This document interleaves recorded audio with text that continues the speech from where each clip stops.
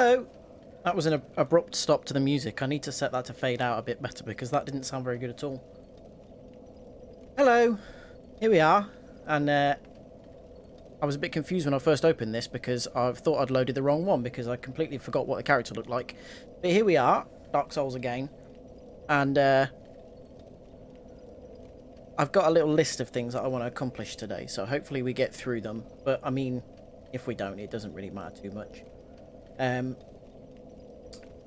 So last time we actually did a fair amount considering it was maybe a 3-hour stream. We got through the Undead Burg, through the Undead Parish. Then we did the first bit of Darkroot Garden, so we beat the Moonlight Butterfly. And then we came down towards Darkroot Basin, which is where we are now, and we found this little bonfire that's kind of hidden away. So what I'm hoping we can finish off doing today is, firstly, I think we'll probably go through the lower Undead Burg and fight the Capra Demon. Then we will go through the depths and fight Gaping Dragon, and then we'll see how far into Blighttown we get. If I don't completely, just cock up Capra Demon, then we should get a fair amount done, because Gaping Dragon's not that hard. Quelaag's not that hard, really. Blighttown, obviously, is not particularly enjoyable. But I'm bad at Capra Demon. So we'll see how badly I do against Capra Demon and how long that takes.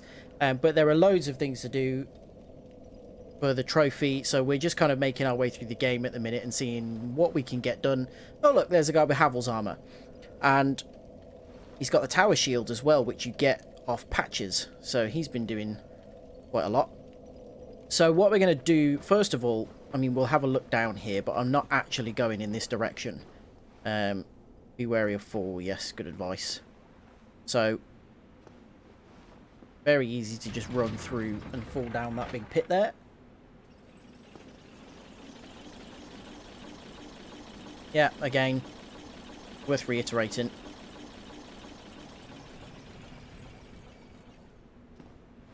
We're not actually going to do anything in this direction, but it's worth just having a look.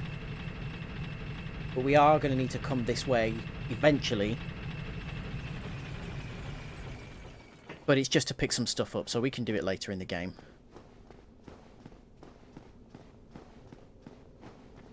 So we've got Valley of the Drakes. What have I got? 3,000 souls. I think I've got a bow now as well, although I don't know if I have any arrows. So I'm just going to check if I've got any arrows, because I would maybe do feather arrow. Okay, they don't do much really. They are long range, but only having 16 of them doesn't give us a huge amount to work with. So, oh, he spotted us. Let's see if we can fight him. Probably not. I'm probably going to get absolutely battered. Yeah, wow, I'm doing no damage. But we eventually want to go up there. I don't need to do that at the minute, so we're not going to. And we'll come back when I can actually fight that Drake with anything more than just chipping off tiny amounts of his health. What we are going to do next, ordinarily I think the best way to proceed would be to go back through towards Andre and then through to the lower Undead Burg from there. But what I am actually going to do is go through Darkroot Basin. It's a little bit higher level than what we are at the minute. But I don't know what my current level actually is. 23, okay. And we're going to sneak through and maybe try and fight Havel the Rock, who's through that door there, just at where the tip of my sword is. So we're going to go up there, try and fight Havel. I'll probably screw it up, but it's fine because we're not far away to just be able to go straight back up there. And then what I can do is go through. Hello, Chris. Oh, you joining at the perfect time. So I'm heading towards an extremely hard boss fight. Not boss fight, just an extremely hard fight against an NPC. And then I'm going to try and kill a Black Knight. And I know how much you like me trying to kill the Black Knights. So we'll see how I do. Now, often I would approach Havel from the other direction here. So I can't remember how close to this door he is. So if I open it and he just absolutely shreds me, he's hidden there. The key with Havel, you can either parry him. You see he takes all of my stamina there. The easier way to get him, though, is to run around and backstab him. But he takes so much of your health that if you get hit once, he can one-shot you at the level that I'm at currently. So he's not too bad, but if you miss time a roll or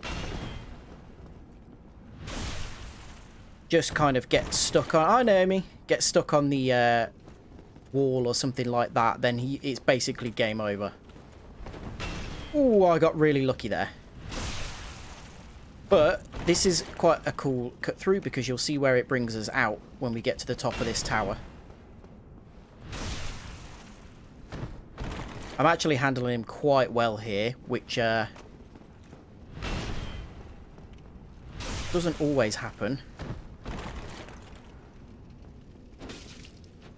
Ooh. There we go. Okay, so that's actually a really hard fight, and I somehow managed to do that quite well. But we got Havel's ring, and that is one of the most useful rings in the game. So what have we got on at the minute? We don't need the old witch's ring at the minute. It does nothing for us. But this boosts maximum equip load, which means we can wear more and still be able to roll. So I'm quite heavy at the minute in the leather armor, which I forgot we picked up in the last stream, to be honest. Can I get away? I've got the gargoyle helm on, and I'm still fast rolling. There we go. That's a really, really heavy helmet that I'm wearing, and I can still fast roll. Can I get away with putting the leather gloves on? No. So we're doing mid rolling now, and I hate mid rolling, so I'm going to take the gloves off. But you can see the difference. I'm fast rolling now. If I take off Havel's ring, I'm back to mid rolling again. So the roll is slower, and we're less invincible when we do a roll. We can't roll through attacks as easily. So that was absolutely worth it. And there are people that go through the entire game wearing Havel's ring the whole time because being able to roll through attacks is so useful. So being able to wear loads of heavy equipment and still roll is great.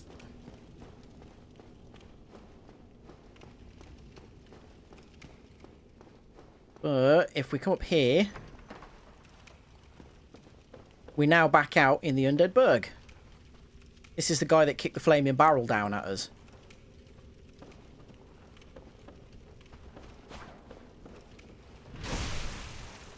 You might remember. So you can see we came up here and through this way, and we couldn't open that door. But we went upwards, and it took us up to the Taurus demon fight. So I'm going to come down here, and we'll go to the bonfire below the Taurus, below the Red Dragon again. But you can see we've upgraded our sword a bit, and as soon as you actually start leveling up a small amount, you take out enemies so easily.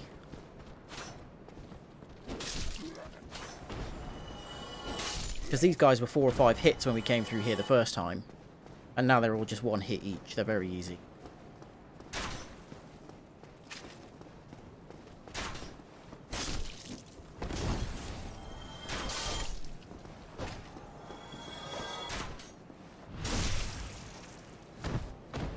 No problem. And I think I tried to take these guys out once, didn't I? Got killed by them, and then...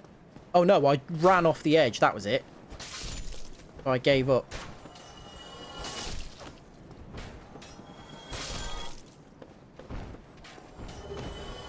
Soul of a Lost Undead, that was kind of worth it.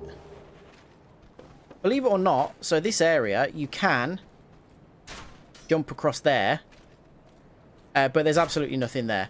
So I don't know why they made a little ledge there. Oh, hello. I don't know why they made a little ledge that looks like you can jump across to it, but it's completely useless.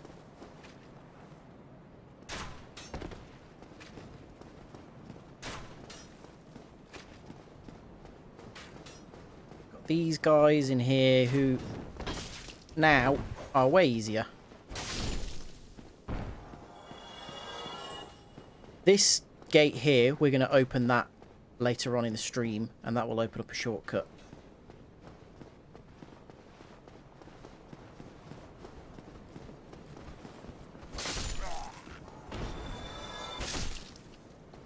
Okay, I believe I kindled this bonfire.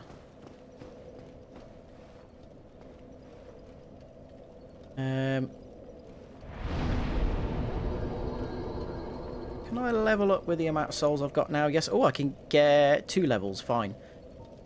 Endurance, strength for now. And actually, I was thinking about this before the stream because I wasn't sure what kind of position we were in, but we need 10 intelligence and faith to do certain things. So because we've got those, that will allow us to learn spells and get miracles and stuff later on.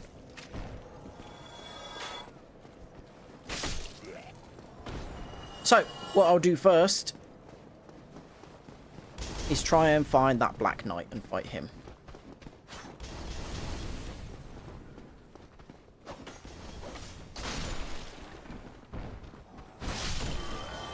Oh, nice. Wasting an Estus early.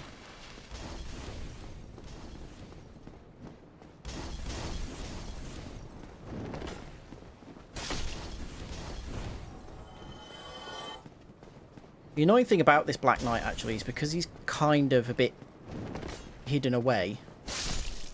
If you don't manage to kill him, you end up having to run through all these little petty enemies again.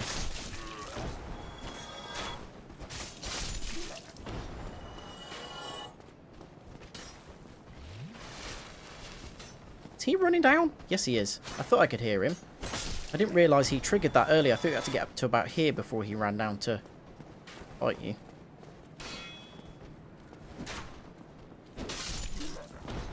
Right. So, the Black Knight is down here.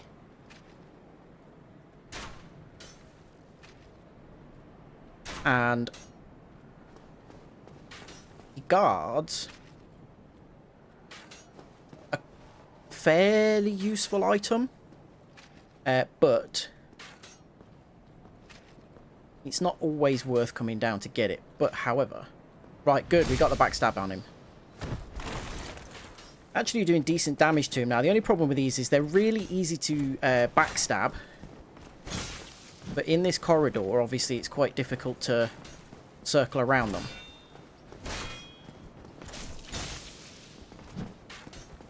There we go. Right, perfect. Right, we got the Black Knight sword. That is brilliant. So that's a 1 in 5 drop chance from any of the Black Knights. Any of their weapons, they can drop, and it's a 1 in 5 chance of them dropping. But you do need it for one of the trophies. You have to get all of the unique and rare weapons in the game. So it's really good that we got that early on, because you can just go through an entire playthrough without picking it up. Let's see, what damage does it do? 220, but I'm not strong enough to use it because we need 20 strength and 18 dex, because it is a really heavy weapon. We're only on 10 dex, so I've got enough strength. Might be worth putting the dex up to use it though, because it is brilliant. But yeah, it's good that we've got that. I can check that off my little list. And we also picked up the blue Tearstone ring. So it boosts the defense when you've got low health. So basically it allows you to take more damage when you're on low health. So now I think the best thing to do is probably to go to Andre. And get some arrows. Because there's another weapon that we can get towards the one of the trophies.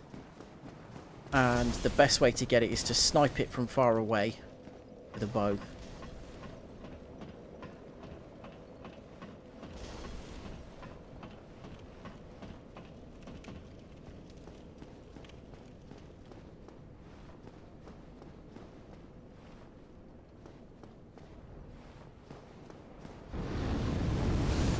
There we go, there's the dragon above us. So what we're going to do is stand here and snipe the dragon's tail, because if you sever it, you get a weapon for it. But because I haven't got any arrows, or I've got such a small amount of arrows, we'll go to Andre and get those first. Oh no, this guy's doing the shuffle. Are you okay? There we go. As soon as you let your guard down.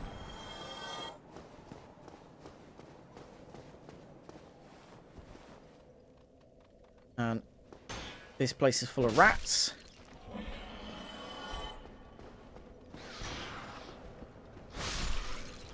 But they're not too bad. Again, this is the proper way through this area if I hadn't done that jump through the gate. But this is also a fairly decent area to farm humanity if you need it. Because rats drop humanity at quite a decent rate. This is the proper way through though. But this is the tower that leads you up to the other Black Knight. And the giant pig is through there.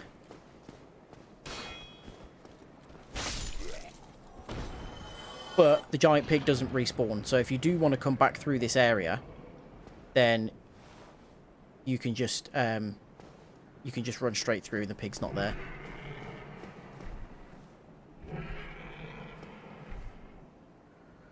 I always look cool. Look at you know what? I'd never noticed the big prong on the chin before. This is quite... I never really used this helmet because it's not as good once you start getting further into the game. But it does look quite cool. Right, we've got another Black Knight up here. If you remember, this is the one that absolutely rinsed me 4 or 5 times. So we can try and get some more revenge. Oh, Jesus Christ. He saw me before I was even there. Right, come on. I need to back off and heal a bit. Ah, crap. That was the last thing I wanted. No. So I healed, and then his attack took me down to exactly the same amount of health that I was on before I healed. And that's just done the same thing again. Right, stop trying to... No.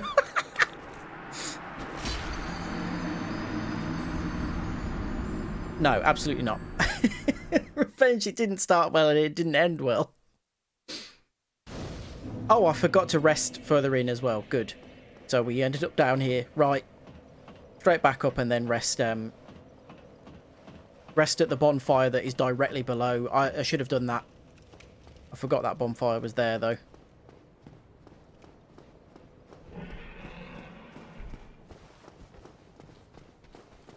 Hello.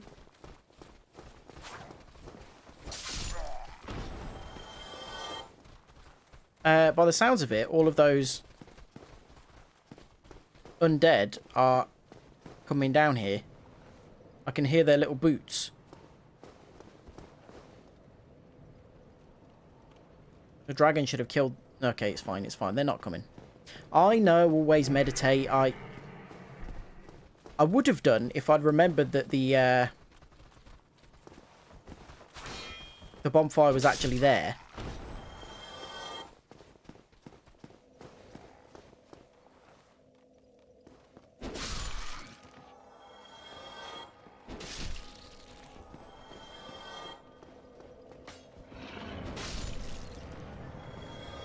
No humanity. I don't know what the drop rate is on humanity from rats, but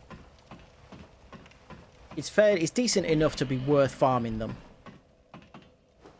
Right. Kill this guy because he attacks you as soon as you come through the door. So he is worth taking out. And then rest.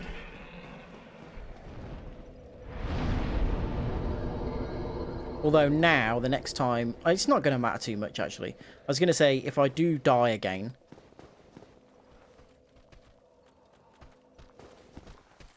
I'll only get 5 Estus flasks, but that's not really a big deal.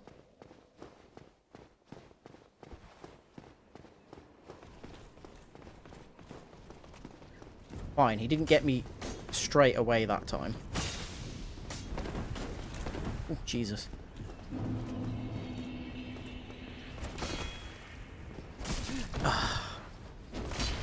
I don't think killing this guy... Good, he's blocked the stairs. I can't get past him. Right, let's see if I can pull him down here. I can fight him in a bit of a bigger space. If he doesn't follow me, then it's going to be a bit crap because I can hear him. He has followed me. I think I can hear his footsteps.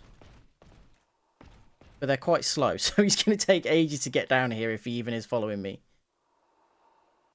No, his footsteps have stopped. How's game volume, by the way? Could you hear his footsteps, or is it quiet? Kept it on exactly what it was last time, so hopefully that should be an okay volume.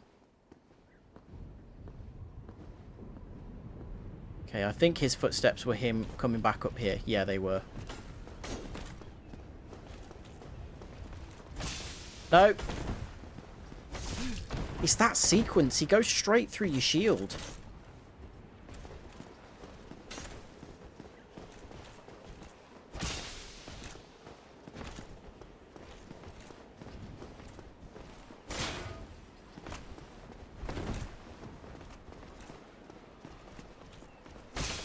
Oh my god, I haven't got a single backstab on him. This is terrible.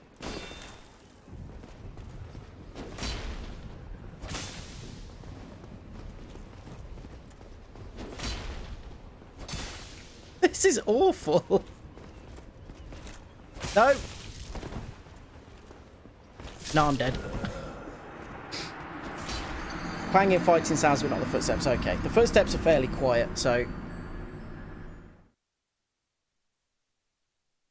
I can get a single backstab on him that time. I don't know if this this Black Knight has the same moveset as the others. I think it does, but he's just using the moves that are for a very tight space, and apparently I'm just very bad at countering those. But you can see I'm being very inconsistent because the other two Black Knights I've taken out fairly easily.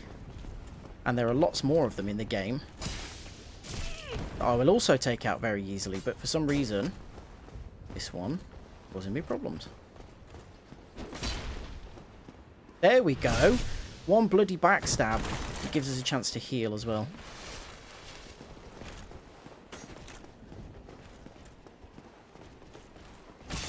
Oh.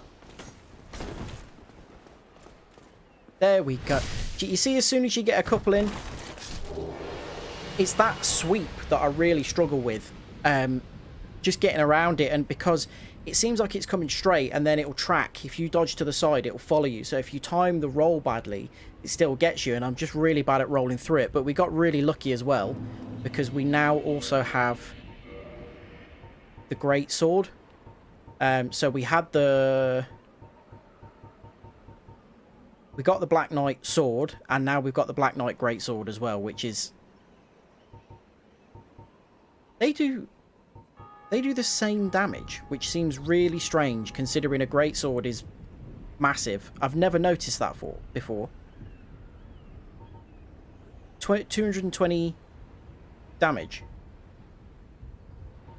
But you need to be a lot stronger. But, oh, okay, the Great Sword scales better. So the Great Sword scales B with strength.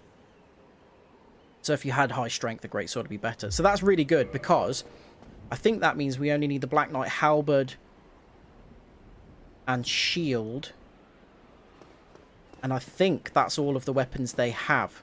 So we've got 2 out of the 4 that we need from the Black Knights, which is good because they don't respawn. So if you don't manage to get them, then you can be in a bit of trouble. It can cause problems. So let me think. What's the easiest way back to... Oh no, we don't even really need to go to Andre. We can go straight down to the depths. Just doing it to give it a sense of danger. Yeah, that's it. I'm not good enough to do that. Yeah, it definitely a lucky... Oh, no, I do need to go to Andre. Right, yeah. Okay. I'm not going to rest then. Yeah, definitely lucky. Hopefully that carries on, because there are other items that just drop as random drops that we're going to hope to get. And there are also some enemies that we're going to need to cut the tail off. So I think one of them we've got already,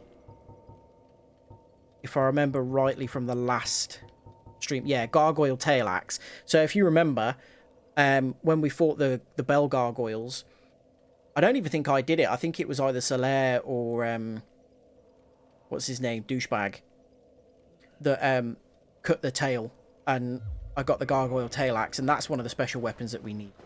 And come on.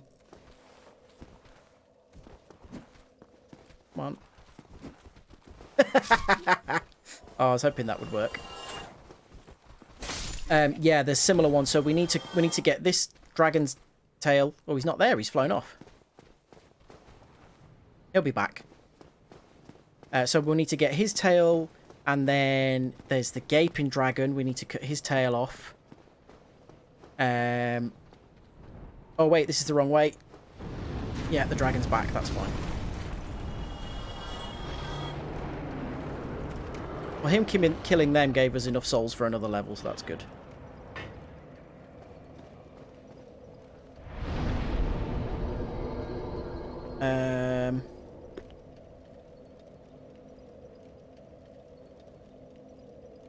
I'm going to need to get all of these up because there are spells and miracles and things that people won't sell to us if we don't have high enough stats. I'll go endurance again. You never really have too much stamina.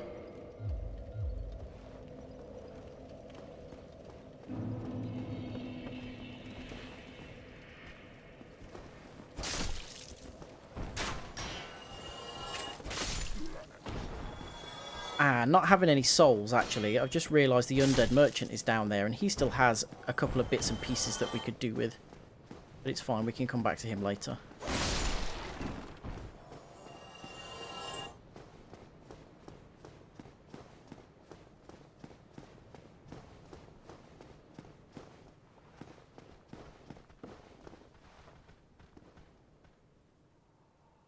Again, I can hear footsteps, but it's not clear where they're coming from.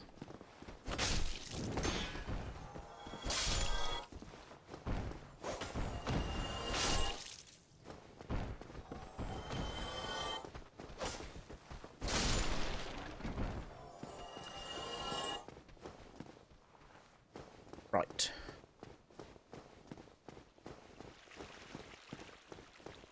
We will also unlock this gate today. Don't have the key for it at the minute.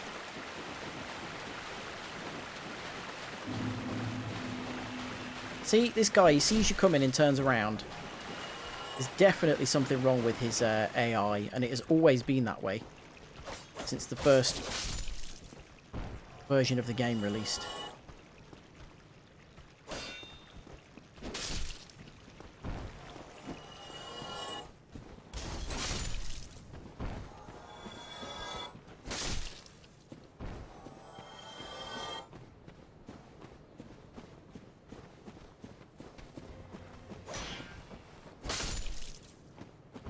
Good. Right.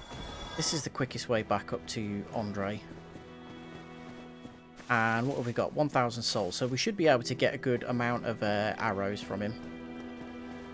Can't remember how much arrows are, but we only need simple ones.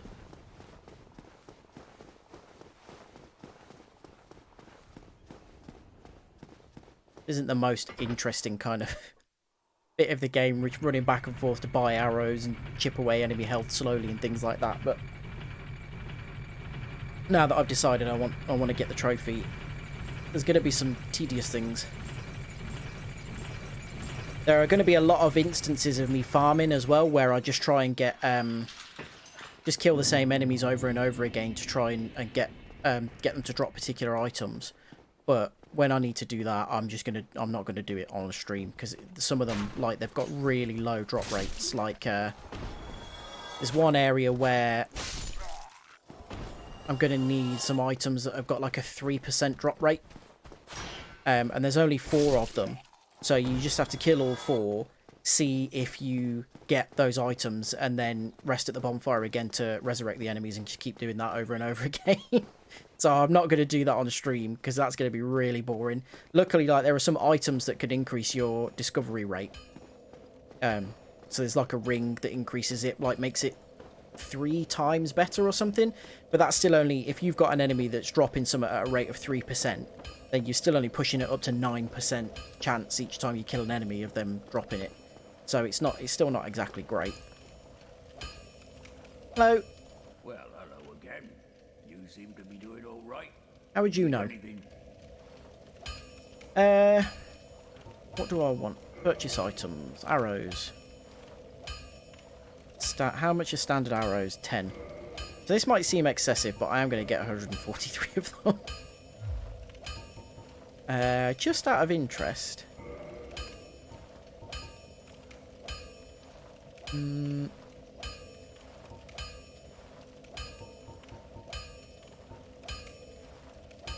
How much? Where's my bow? Longbow. Longbow's not very much to upgrade. Kind of need to be able to use the longbow, so... Right. Back up to that dragon now. Actually,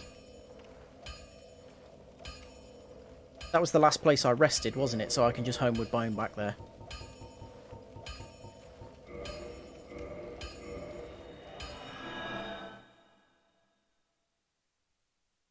Nothing's boring on a Zack stream.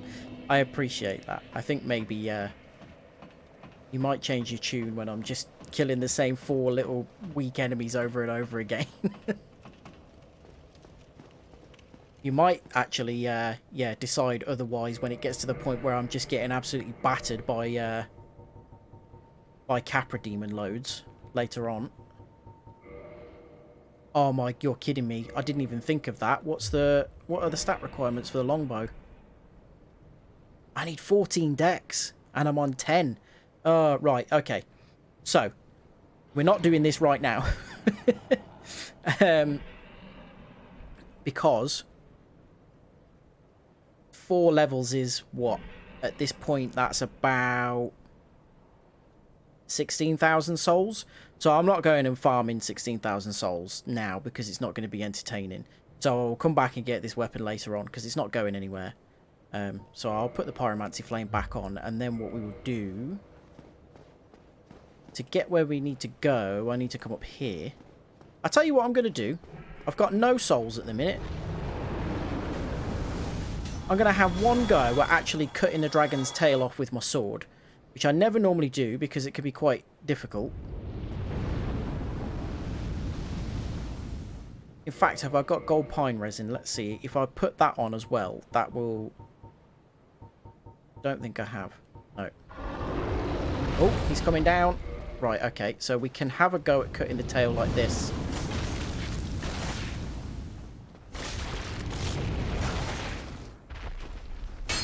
Ah, crap. Right, he's running away. Ah!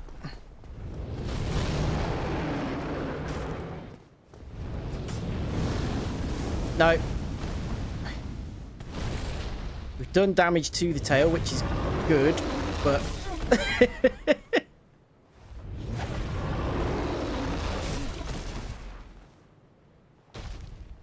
I've never done it this way successfully before. I've given it a go before, but not actually managed it. I'm stuck in his foot.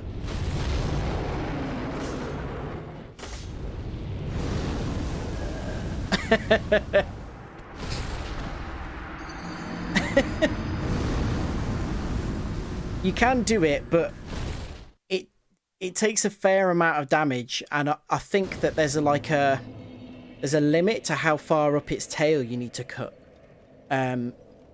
So unless you get the exact right point, or if you hit like just too high up from it, then the damage doesn't count towards cutting the tail off. You have to do a certain amount of damage to just the tip of the tail.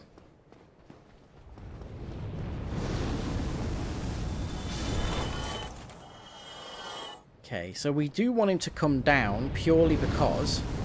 Right, that's fine. I think he's going to get me again. No, we're okay. Fine, we're here. Solaire still there?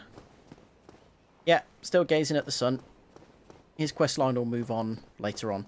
So if you remember, we came up and met Solaire by coming down here. We fought the Taurus demon above us. Remember when he yeeted himself off the edge? And then we came through here and we couldn't open this. But we can now because we got the key earlier on. But this is the next... Oh, shit, I'm dead.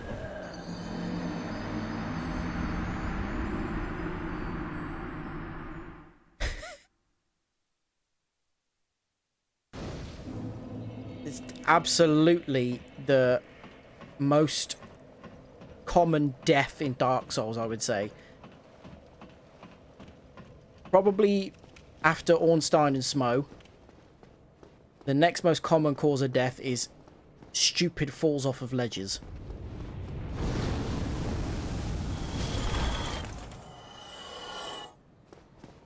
Come on then. Yeah, that's what they say.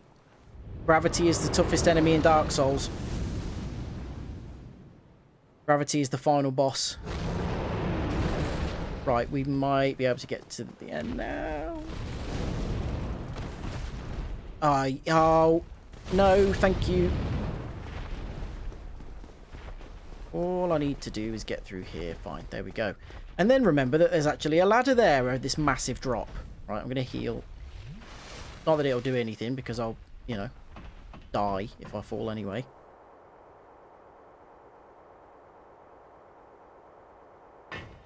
One of the longest ladders in the game, if not the longest, and I managed to throw myself off it.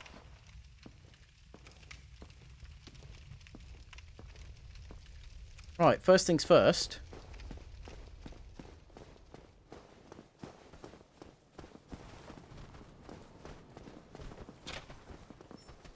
That was the door I mentioned.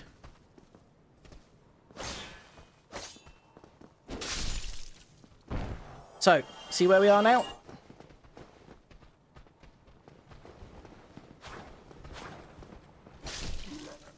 The bonfire is over there, and that's where the guys throw the fire bombs at you.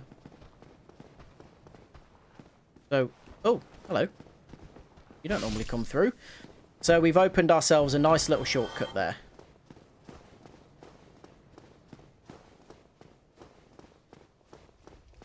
And this is going to say something about dogs. Need strange creature. Okay, I'm not sure what that means. Hello. Ah!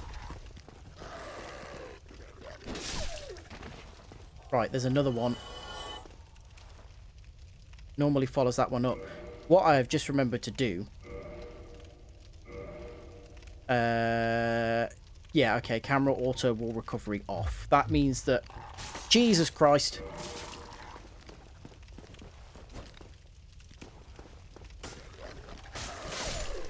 What that setting does is if you hit a camera, it can mess around with the camera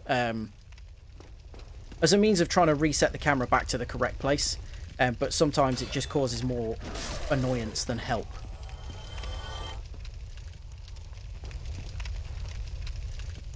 Right, this is a not very nice area, a bit of a tricksy area.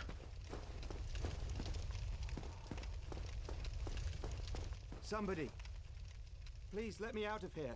Somebody. You can Anybody, just help see me. who's talking through the Unlock crack of the door door. on the left there. I'm finished. How did this ever happen? And we can open it because we bought the residence key from the undead merchant above. Hello. Brilliant. You opened the door for me. Thank you. I'm saved. I thought I might never escape. I am Griggs of Vinheim, a sorcerer of the school. I am much obliged for your assistance. Thanks to you, I may now resume my travels. Where would that be to? Oh, hello. I'm fine. I will rest a while, then return to Firelink Shrine. I have my sorcery. And I will be more cautious next time. Besides, I have an important task at hand. I don't think he tells us what his task is at this point. Oh, hello. I'm fine. Yeah, he's just, that's it. So he'll go back to Firelink, and he's very useful to us because he sells spells. Oh, I didn't want to talk to you. I wanted to pick the thing up. And we get the Sorcerer's Clothes. And a Catalyst, which is the thing that we use to cast spells. So, we need all of the spells in the game for the Platinum Trophy. So that's good. You, come here.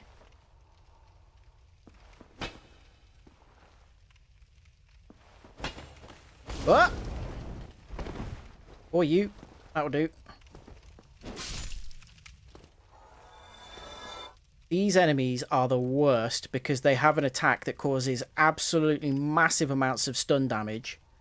So they can just stun you into not being able to move. So even though they do very little damage, they can cause huge problems.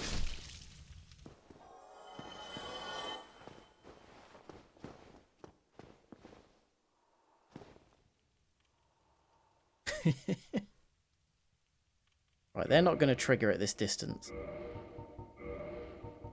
So just because I don't want to do anything stupid, and because we've got loads of them,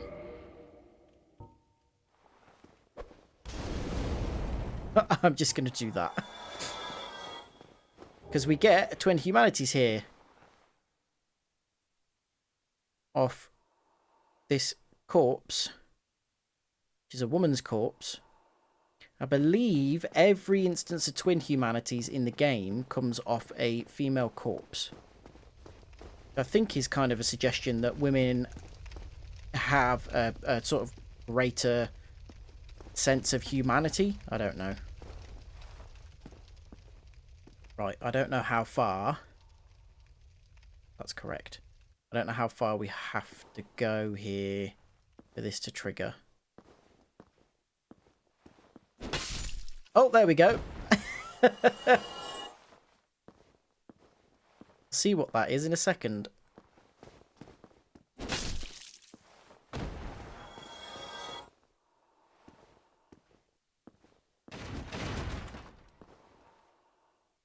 Hello.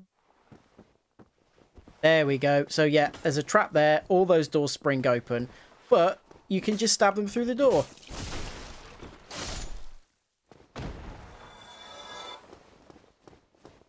See there? These are assassins.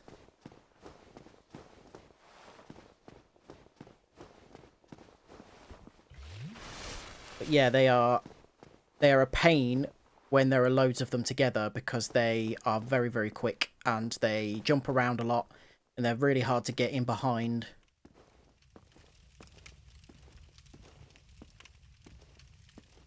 So killing them through the door is quite handy. And then they spring another one on you because they're dicks.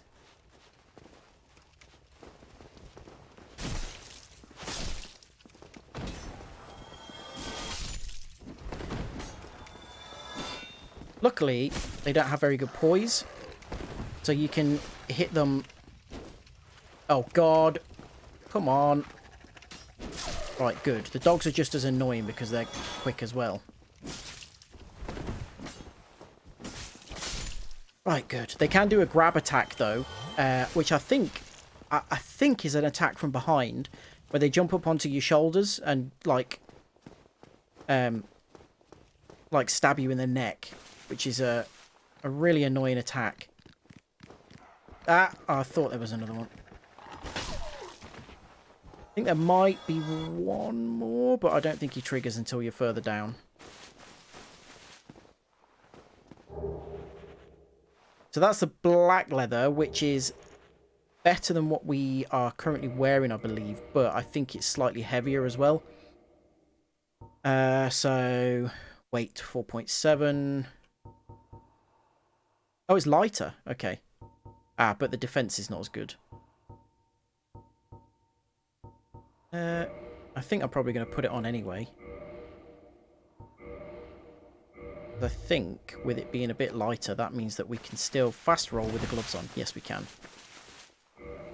Don't think the mask is worth equipping because the gargoyle helm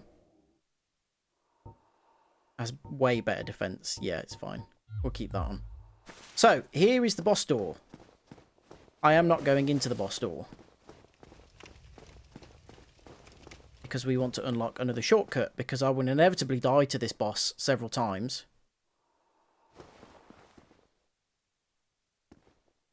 And I don't want to be doing that big long run back. You were not on the ball, were you? Bloody hell, that's supposed to be an ambush, and I ended up ambushing you. So yeah, we don't want to be having to do that boss run over. I'm not doing it and going through all those enemies over and over again. I will grab this item. And we're going to go and unlock a merchant as well before we do the boss. So I can't open this door. We'll come back to it.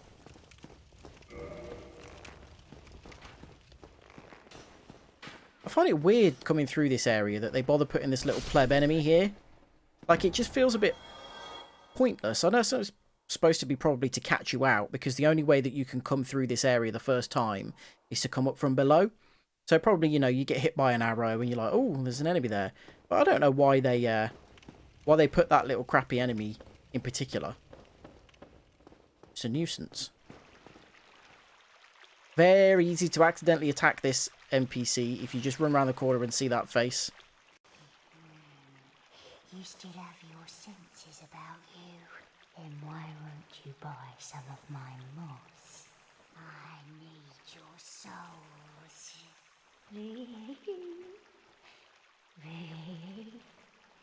So this creepy lady is just another undead merchant, but she actually has the exact same character model as the male undead merchant that's up in the Undead Burg. They look exactly the same, they've just got a different voice.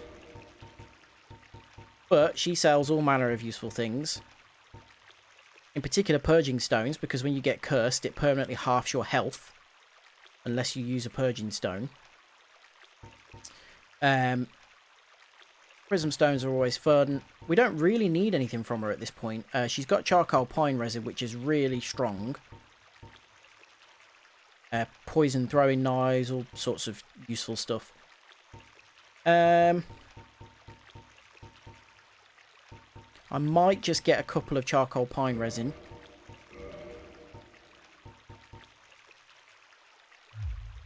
Let's see what she's got to say. It's a wonderful place, don't you think?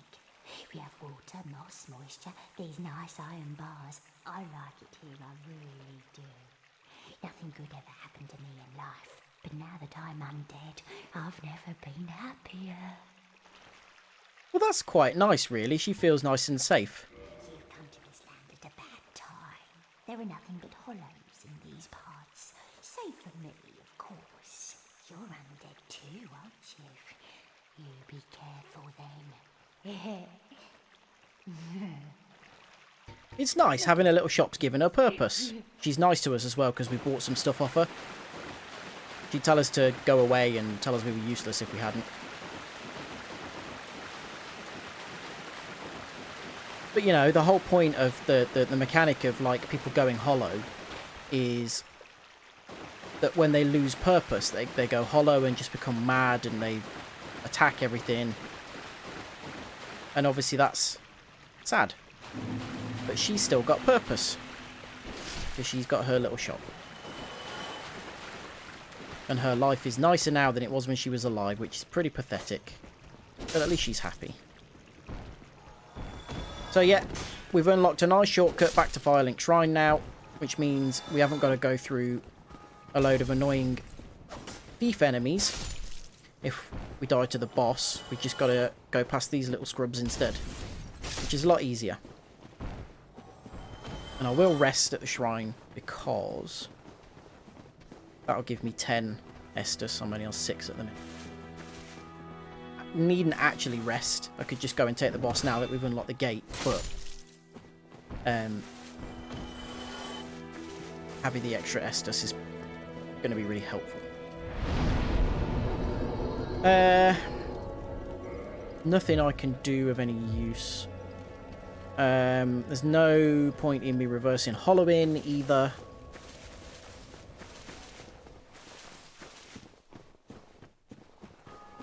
If I end up doing really, really badly over and over again to the boss, and just, you know, I'm dying repeatedly, then maybe I'll summon someone or attempt to summon someone to help. Because, like, I just hate Capra Demon.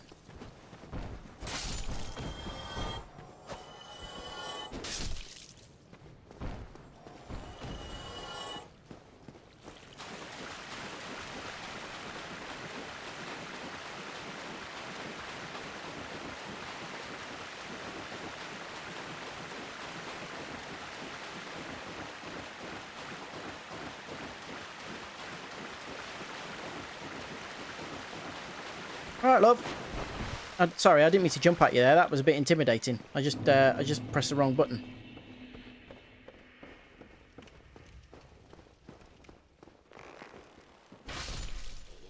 See, it's just irritating. There's just... I think that should be a non-respawning enemy. You just kill it once. And it just causes you a bit of nuisance the first time, and then that's it from then on.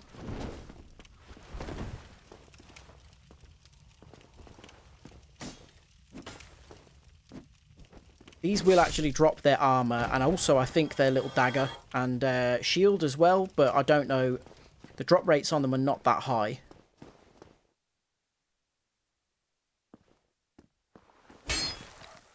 Yeah, there we go. If you make noise, you can trigger enemies to come and attack. And there we go. That's... Come on.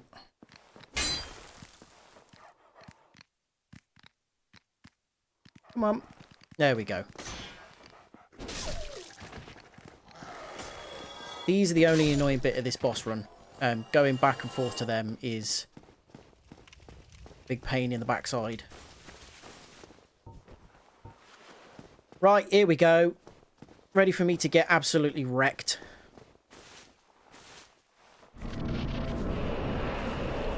So, the worst thing about this boss fight are the dogs. Oh, he's there. If you can get rid of the dogs nice and early, like that, then Capra Demon is not as bad.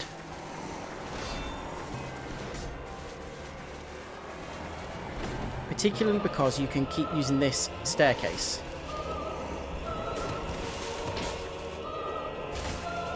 We're actually doing half decent damage to him, but you can see how bad this boss arena is as well.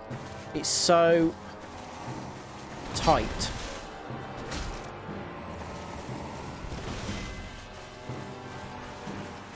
It's really hard to see what he's up to.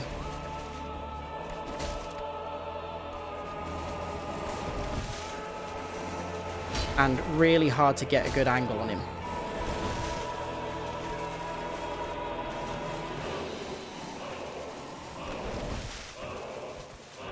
That's bad timing.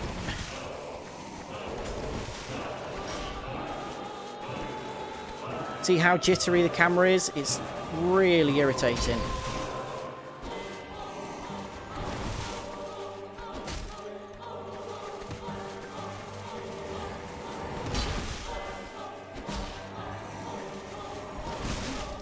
And if you take one hit like that,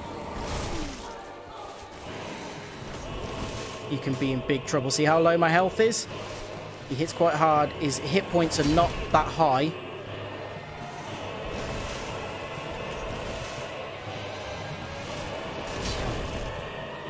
just need to get one more hit on him. There we go. I was getting worried at the end there.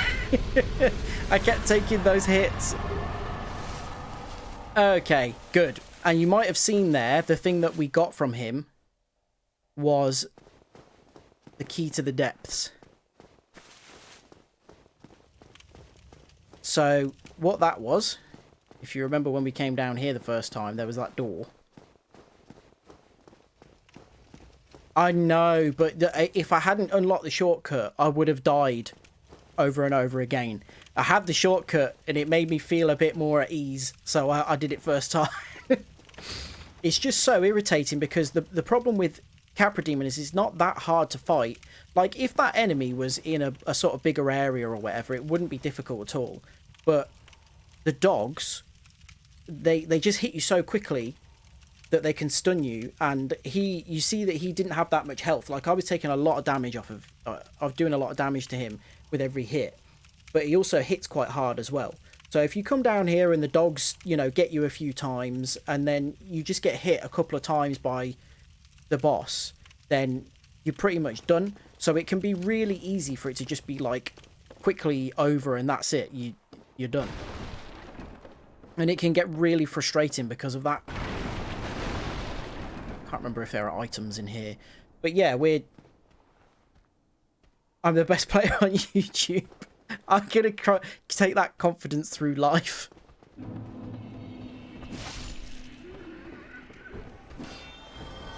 And now we're in the depths, which are a lovely place.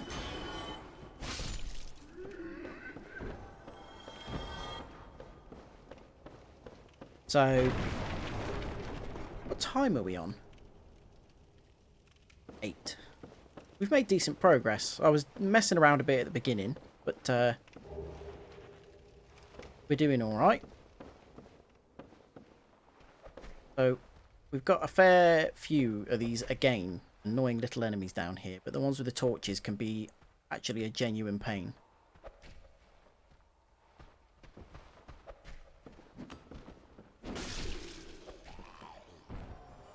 And weirdly, some of them trigger from really far away. Like that one further away, he spotted us and he's coming to fight us. The one closer hasn't seen us yet. I don't really understand the pathing of all of these enemies. You can see that person with a cleaver there. Come on.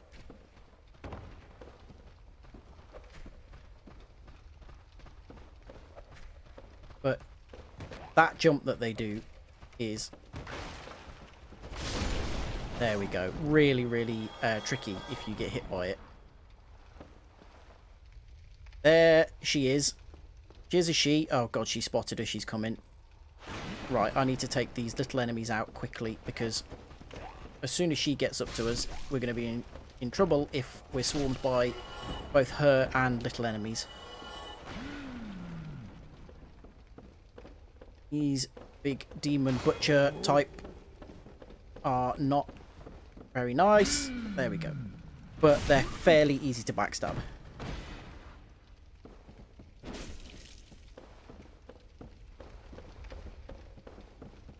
I've never been chased by her up here before.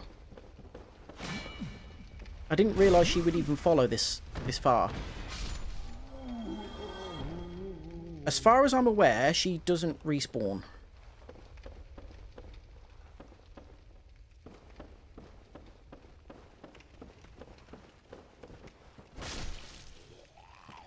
But yeah, she they're not too bad to fight because you can backstab them fairly easily. You can get round them. But yeah, you can see she's been down here cooking things. And I'll give you 10... No, well, you won't even need... I'll give you 2 guesses as to what she's cooking. But we also have a really important item here, which is a large ember, so we can take that to Andre and he'll be able to do more good things to our weapons. Remind you of the laughing fire dudes in Demon Souls. Oh, the fat officials with their hats and fancy clothes and all the boils all over their necks and everything. I think there are 2 dogs in here. Yeah.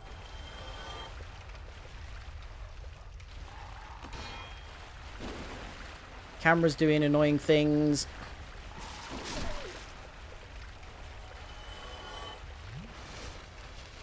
And maybe a hollow? Yeah.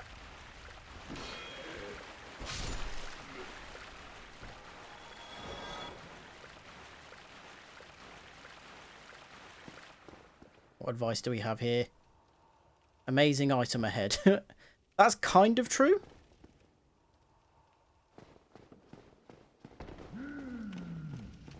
Yeah, there we go. She jumps down at us. Another one.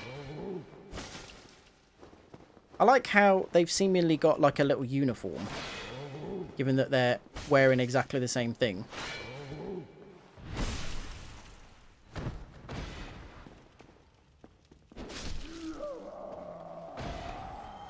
You see what the amazing item is? Sack. And that sack is a hat. Or a helmet, I suppose they would call it. Which I quite enjoy. Bloodstained patchwork sack by the undead man-eating cook lurking in the depths. 2 eye holes have been haphazardly cut out. It's unexpectedly soft and comfortable to wear, but it's probably near meaningless in terms of defense. So, yeah, offers 6 defense, which is pretty much nothing compared to anything else we've got. But, but yeah, we can get a little sack for our heads. And... Yes, you. Here, over here. Please, you must help me. always best to roll through here, because if you try and hit the barrels to get to him, you can accidentally hit him. Thank you. I would have been a supper without you. Been eaten alive. I shudder to think. Thank you. Thank you dearly. I am Laurentius, of the Great Spawn. I will not forget my debt to you. Laurentius is one of the few truly great people in the game, one of the truly altruistic and nice people. Oh, hello there. I'm fine, thanks to you. What else has he got to say? Oh, hello there. Nothing. Okay, so you can see in his hand there that he's got a flame, which is a pyromancy, just like ours. So if we go back to... he'll go back to Firelink Shrine, and he'll be able to teach us pyromancy. So really, really worth rescuing him. If not for the fact that he's just a really good guy, just because he'll teach us all kinds of useful things. And in particular, on this playthrough, if we're going to try and get the Platinum Trophy, we're going to need to get all of the different pyromancy spells and things like that anyway. So we'll need his help. Right. See the amount of bloodstains there where people have clearly died? The Riz of Razarath helmet. Yeah, just a sack. And that message said up. You can see there. I don't know how far we've got to go. There, there we go. In fact, I will use my pyromancy here. There we go. So these slimes are all over the place down here, and they're really irritating. Oh, hello. Forgot you were here.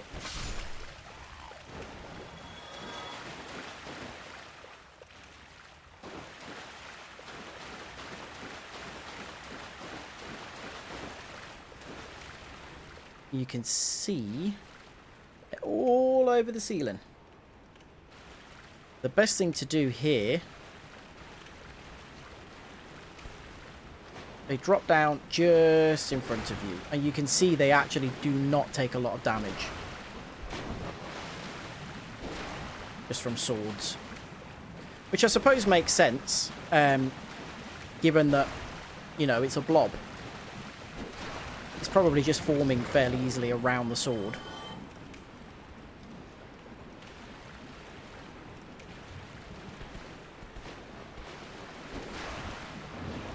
It isn't necessarily all that worth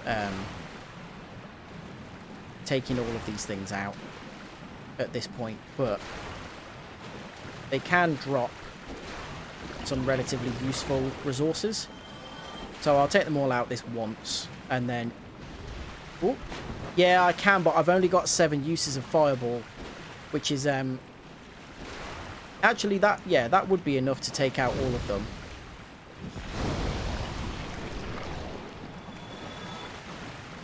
Don't know when that hollow triggers, like how close to it I have to be.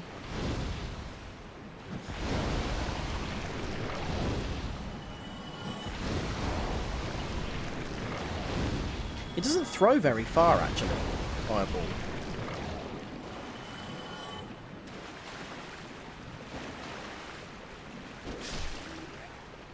Now, we can't open that, but we really would want it to be open. We come down here. That's a big old rat.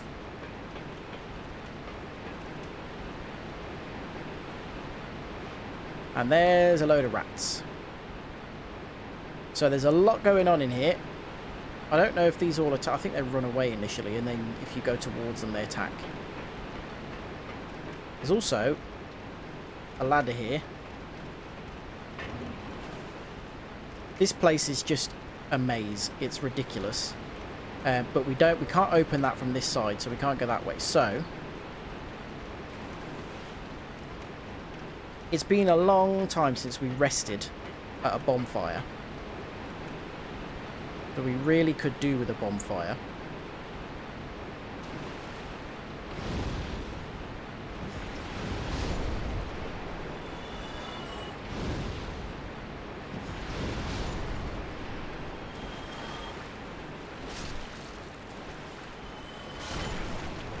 I really thought these attacked you more readily than that. But there's a lot going on in here, and it's really easy to get lost.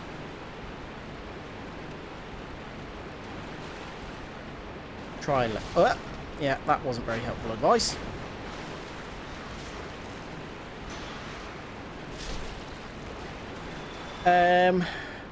We're going to need to come back down here when we're human as well.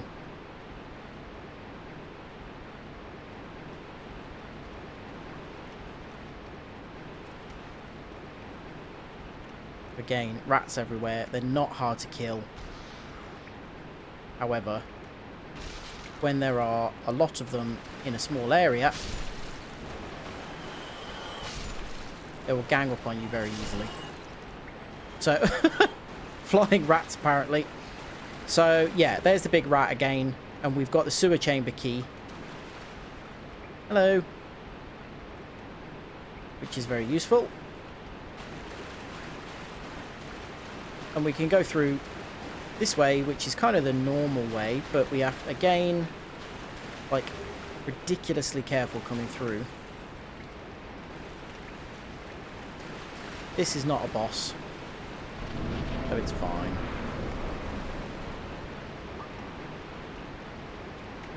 It's just into the next bit. However,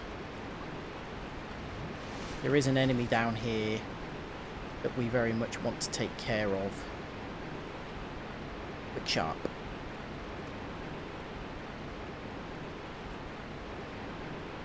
Hasn't noticed us yet.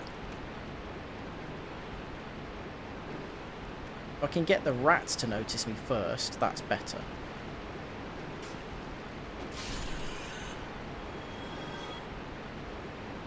In fact, what I might do in order to facilitate that is put some throwing knives on. And get it to draw over. Oh!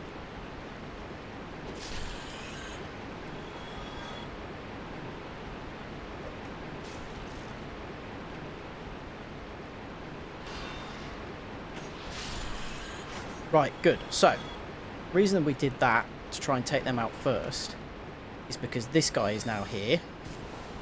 We've seen one of these before, you probably remember. And he does that little dance, and that buffs enemies. So if you remember, there was one in the Undead Church when there were loads of little hollows. Oh my god. Right, there we go.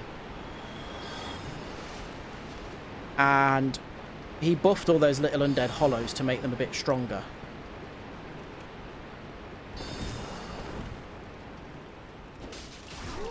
Crap. Stop it, Zach.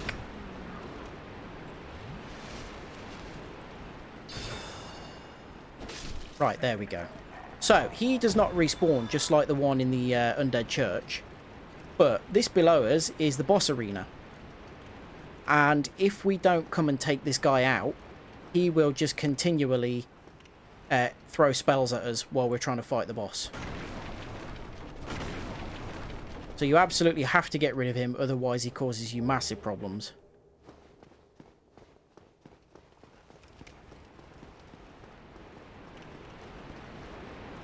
Oh, I missed a rat.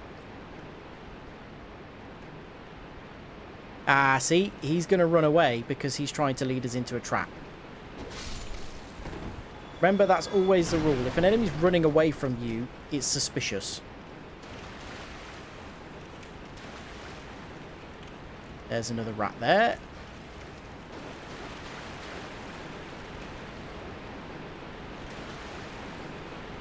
There's another rat there.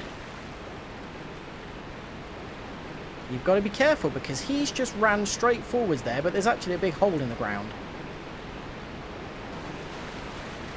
So he's trying to lead you over a big hole so that you'll fall down it.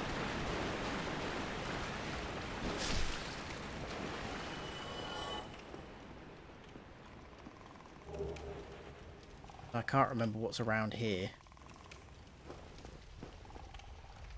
But if we come this way, this is the chamber with the giant rat. So this is where we're supposed to come to fight the giant rat. Oh, no. I forgot. See what I mean? I forgot that that big hole was there. And now we're in trouble because there are basilisks everywhere. And they will curse us. So I've just put myself in huge, huge trouble here.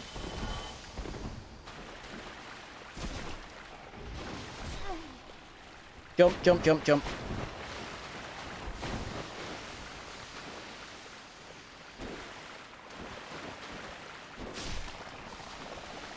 Remember, if I get cursed,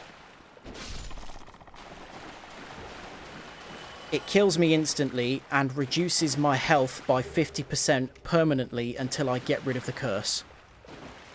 Hey! Alright, Ryan. Right, so yeah, that was really, really stupid because I'm gonna get cursed. I'm gonna get cursed. I've got no bloody Estus left either. Oh my god, I managed to get rid of 2 of them. Okay, this is really tense now because that was really, really stupid of me. Like, it was so, I knew that that hole was there and I was just explaining how careful you have to be not to drop into one of those holes. And I ran straight into it. Right, good.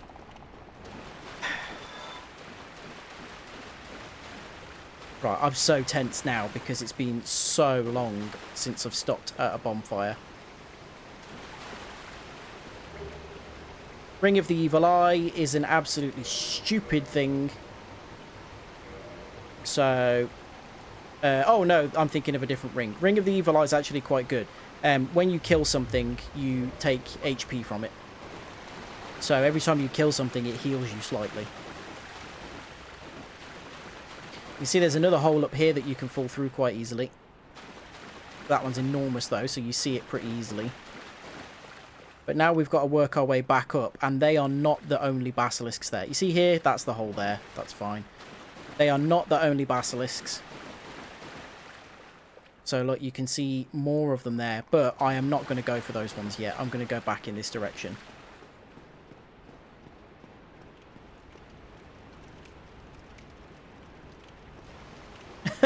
They're not... I forgot about that one. They're called basilisks, but they're just lizards. Those big boob-looking things are not actually their eyes either. Can't really see them there, but there's like a little glint sort of on their head. I get one in a position to show it. They've got tiny little eyes under those things. Oh god, I did it again. I'm just right back exactly where I was.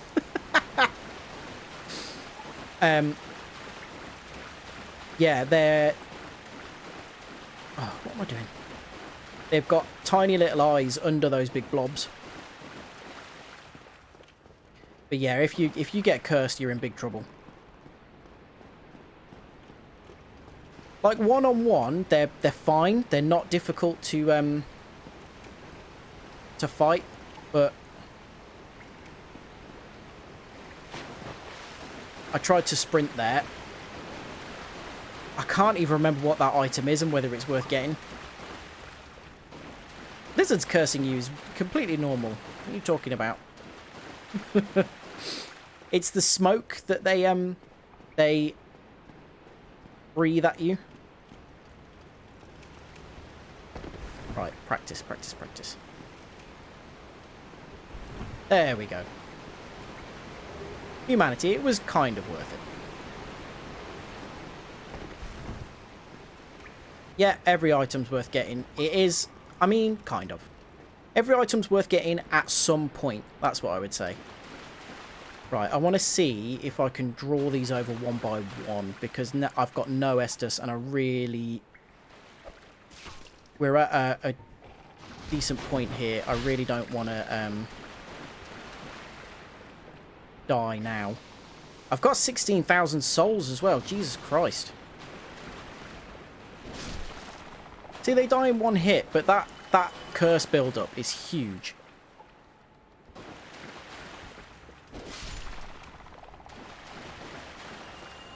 I'm 90% sure that's the last one.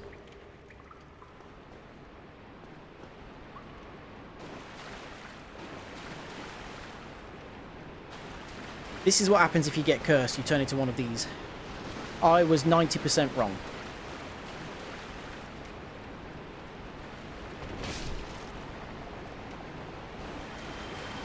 Oh, I can't remember how many more there are, though. I think there's a little door down there with more of them in it.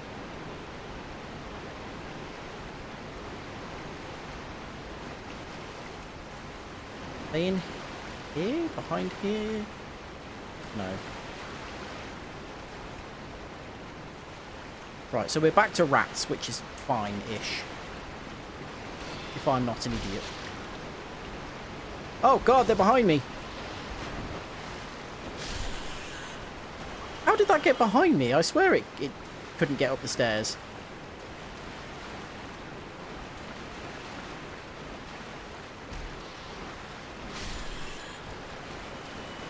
Right, we're nearly to where we want to be.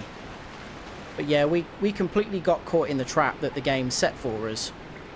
That I was so clever talking about, you know, avoiding.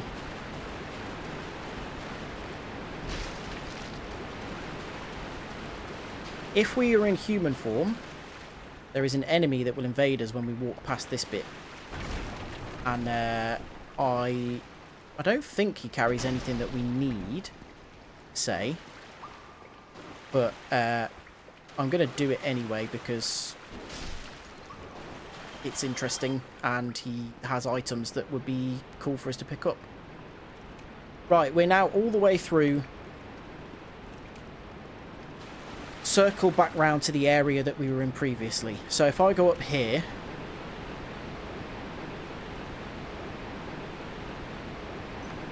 we can open this door from this side. If you remember... We came through here and it said doesn't open from this side. And the big rat's here. Won't attack us through that. Remember we went that way? So we came down this staircase here. And this is the chamber that had all of the slimes in it. And remember we went down and we picked up sewer chamber key. And that opens this. And there's a bonfire. So now we haven't got to go miles and miles and miles to get back to a bonfire every time. You didn't get caught, you knew not to go that way. Yeah, okay. I knew not to go that way, I still managed to do it. I'm resting. And you know what I'm gonna do is I'm gonna kindle this bonfire as well. Oh, I'm hollowed. Yeah, I'm gonna kindle so that we get 10 HP from here, because this is a bonfire that we will use for a boss, so it'd be good to have 10 HP. And it is also the boss that we are fighting, we can summon phantoms for it, so I will do that as well because it's more interesting. Right, humanity.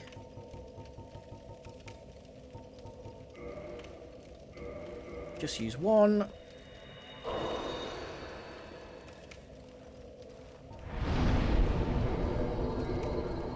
First hollowing, turn not into beef jerky. That's ominous, isn't it? And then kindle. And watch the flame get bigger. There we are, lovely. Right, so we get 10 Estus for that now. Oh, actually, I completely didn't think. We've got loads of levels. Kindling, so every almost every bonfire gives you a base number of 5 Estus flasks every time you rest at it. When you kindle it, it makes the bonfire stronger, so it gives you 10 Estus when you rest. You can get another thing called the Rite of Kindling as well, which you get from a boss a bit later on, and that makes it able to go up to 20, and it does 5 every time you kindle. So you can get 20 Estus. But in order to do it, you have to be human, and then you can kindle it. And to be human, you need 1 humanity, and to kindle, you need to use a humanity. So the more you do, obviously, like, the more humanity you use up, and humanity is quite a precious resource. You can farm it, but the drop rates are not great. And so, like, if people who play through, like, loads and loads, who go to, like, maybe New Game +7, you can end up with all of the bonfires on, like, +20, like every one of them. But on your first playthrough, it's better to sort of pick and choose the ones that are going to be most important to use. So this area, for instance, off stream probably, I'll be farming for items in this area. So it's worth having 10, and also because it's the boss area, it's worth having it up to 10, because if I die to the boss, then, or it'll just, make it easier to last longer against the boss, essentially. So, oh yeah, I was leveling up, wasn't I? So, attunement we're going to need to start putting up later, because it's to do with spells, but we don't need that at the minute.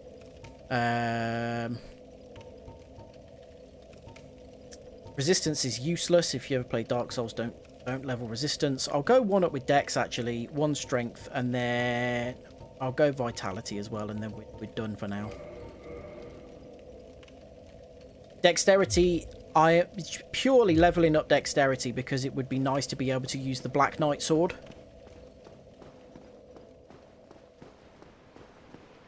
But what you can do here is, once you've, if you get combustion, I think it is, from Laurentius, because he goes back to Firelink Shrine. Oh yeah, the longbow I want to use as well, don't I? So that is, yeah, I need Dex for that. So, but I think I need to go up to like 4 Dex for that. Like by 4 more, sorry. So yeah, I'll keep chipping away at that. But I mean, we're going to get more souls as we go anyway, and especially if we beat the boss, we'll get loads more. That's it. So what I am going to do now, because these fall down when you're in front of them from that direction, what you can do is sprint through this area, and they all fall down behind you. So what you can do is you get a spell called Combustion off Laurentius, and that's a more useful fire spell because it just does where you touch directly, like on your hand, instead of like throwing it in front of you. So you just walk up to them, just touch them once, and they die. And these drop useful items, so you can just keep resting at that bonfire, come through, kill them all really quickly, and then go rest and reset them over and over again to farm them. So it's quite a useful little spell, but we need to go back to Firelink Shrine to Laurentius to get that, which I'm not going to do at the minute. But what we can do is if we come back up here, So this is obviously backtracking quite some way. The big cooks, they don't respawn.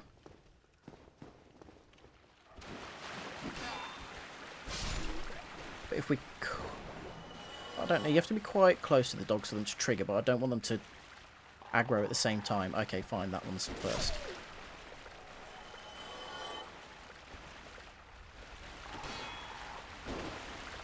Ooh, clever dog.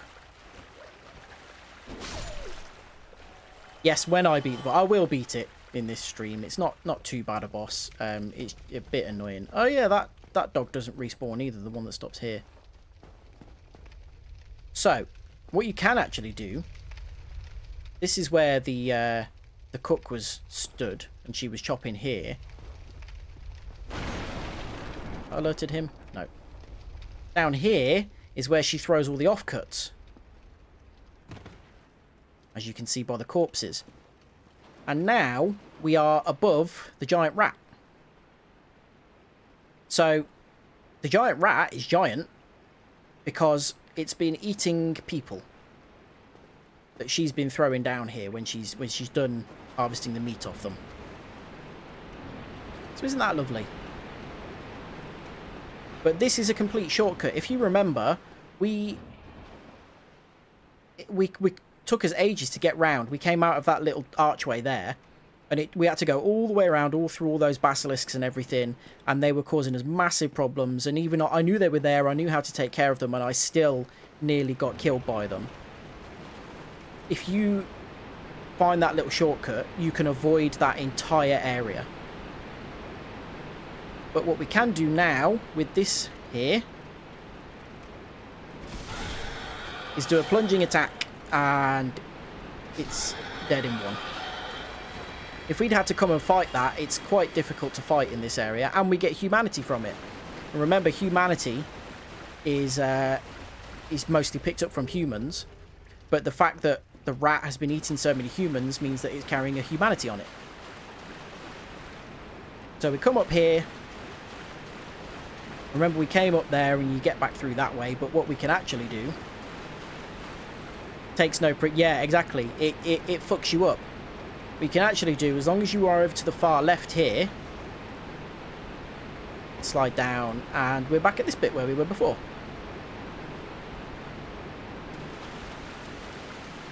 So it's all right. You know, it's not bad. If you find the shortcuts and you know where you're going, then you know the game's not too bad. Come through here. A nice door there that we cannot get through. But it is fun. Yeah, there's a couple of times in the game where you need to do that. There's a boss later on where you have to do it for quite a distance. And it's fun sort of sliding down and moving about. This thing is following us. Which... it doesn't normally track you that far. That's weird. But we've got a little mate. Aye, Shemai, and good day to you. I'm Donald of Xena. I'm just a peddler of sorts. I adore trinkets and oddities, so I trade for them. He's very Welshy, even though his name is Irish.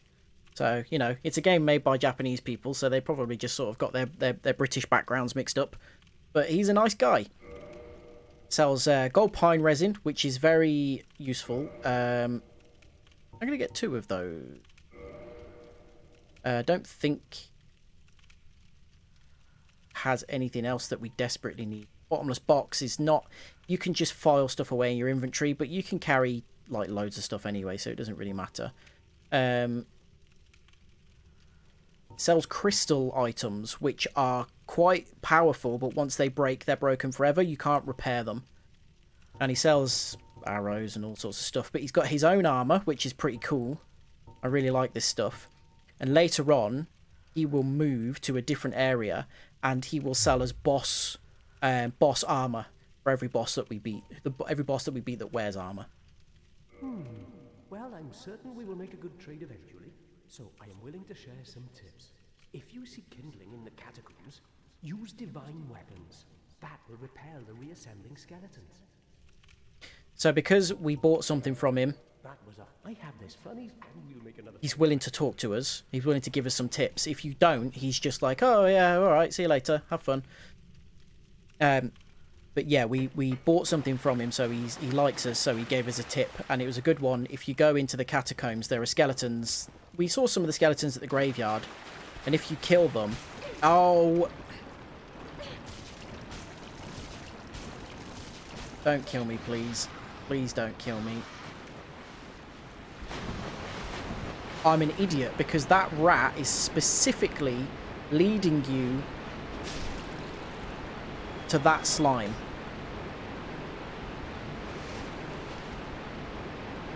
So I was very stupid there. That's why he was running away. And I've explained several times, enemies that are running away are not to be trusted. Yeah, we fought some of the skeletons, and if you actually kill them, they reassemble their bodies and they just come back to life and fight you again.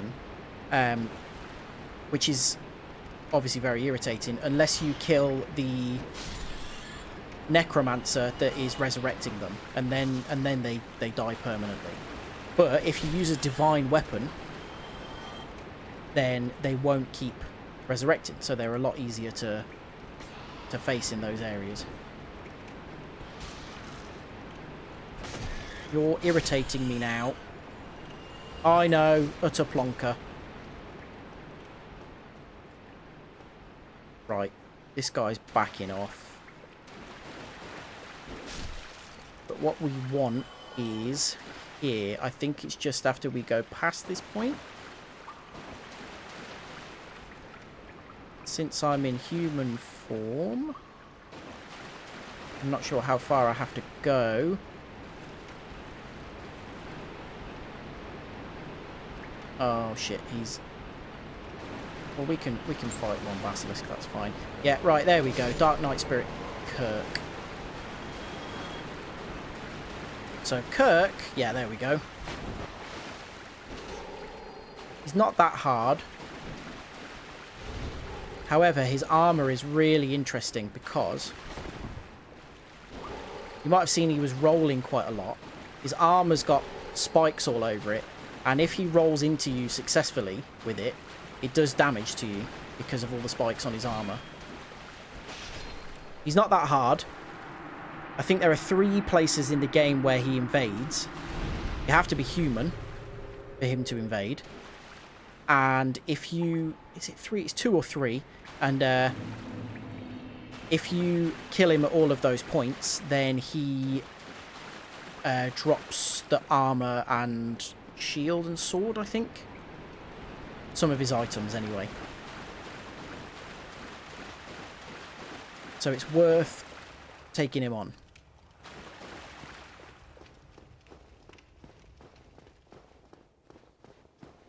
Oh god, that was a bit nerving. Here we are. Nice big open area. You can see what's coming with that, can't you? Can't go through here. Does this say fatty? Yeah. There's always a message saying fatty or something like tight squeeze or something.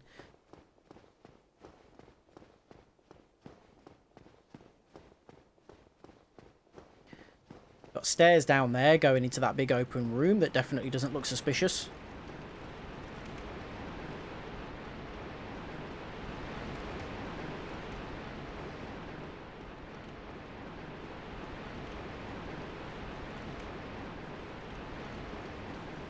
And we are directly underneath where the rats and Channeler were. So you can see how he's overlooking the boss room. So if we hadn't fought him, then he would be just able to take us out very easily from above. And we've got Solaire's summon sign. And we love Solaire. And we've also got Lothrek's summon sign. So we're going to summon them. As I said, a lot of people kind of look down on summons because they say it makes things easier. Technically it does, because once you summon, obviously you've got people helping you fight the boss. Although the boss gets a lot more hit points if you summon, so it kind of balances things out. But when it's people that we've spoken to and it's got kind of storyline attached to it, I do like to summon. There are some that are kind of like just characters that appear as a one-off, so they're not that interesting really. But yeah, I like summoning these guys, and Solaire does his Sun Salute. I'm gonna slightly change equipment as well, so we want gold pine resin.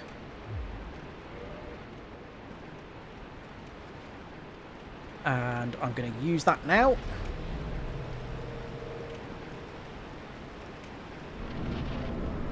And here we go.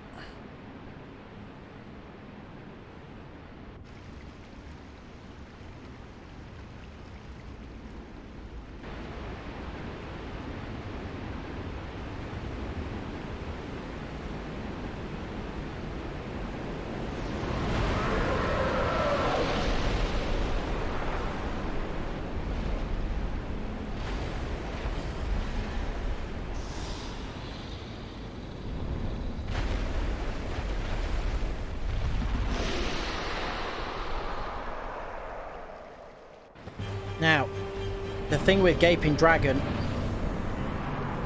is it's got a lot of hit points, but the important thing is we need to cut off its tail for a weapon. So, that's also one of the reasons I summoned Solaire and Lautrec in, because they can take the aggro. There we go. While I just focus on the tail. I actually thought it would take a lot more to get it than that, but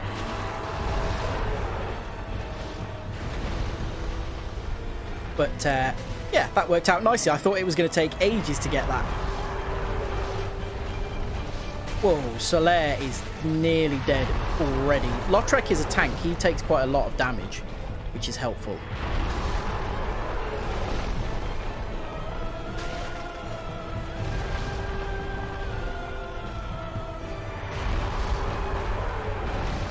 The best thing to actually do with Gaping Dragon is to bait that, not that attack.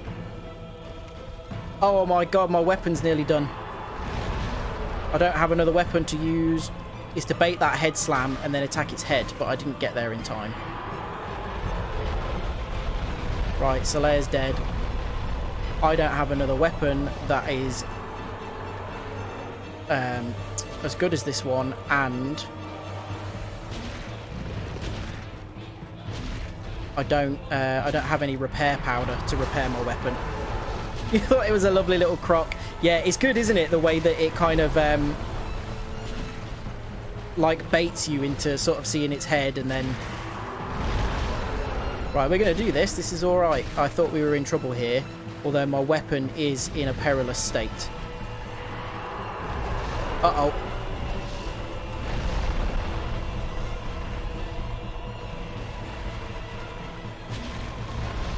There we go. Right, I thought we were gonna have a problem there. That's not actually its nose, it is its head. That tiny little thing at the front is its head, but its whole body is opened up through the amount of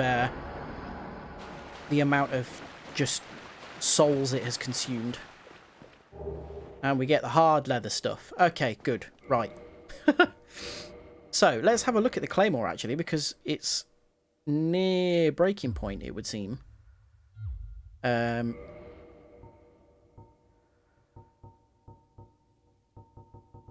Claymore durability. No, it says it's fine. 132 out of 200. That's strange. I don't know why it says that. It's not low at all. Strange. But what we got, one thing that we got was the dungeon... No, not the dungeon cell key. Where's it? Blighttown key. So key to Blighttown from the depths of the Undead Burg, swallowed by the Gaping Dragon. So it had eaten the key. As its name suggests, Blighttown is a place of great pestilence. Even the polluted inhabitants of the depths are aware of its dangers and built this mighty door in hopes that they could remain safely separated. So they built the door to keep Blighttown away. Keep the diseases from Blighttown away. We also got... Where is it? Dragon King Great Axe, which is one of the weapons that we needed, so that's really important. I can't use it because I'm too weak. Need 50 strength. This axe, one of the rare dragon weapons, is formed by the tail of the Gaping Dragon, a distant deformed descendant of the Everlasting Dragons. The axe is imbued with a mystical power to be released when held with both hands. So it's a pretty cool weapon. We can't use it though, because we're too weak. I love the dog messages when it's not a dog. Oh, in Elden Ring. Yeah.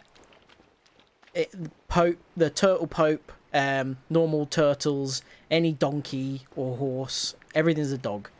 You can't get through this door, which is weird. I don't know why it's there. It's a weird bit of set dressing. But I was actually thinking Gaping Dragon might take multiple tries as well, so it's nice that we managed to get through that fairly quickly.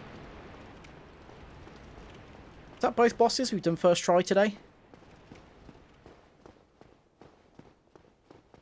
If things go well, we might get one more today. I can't remember the way out.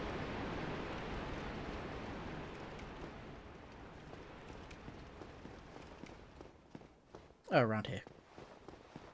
You're ploughing through the game. Yeah, it's alright tonight, isn't it? I've been oh, for goodness sake. If I paid attention, I'd be going even quicker.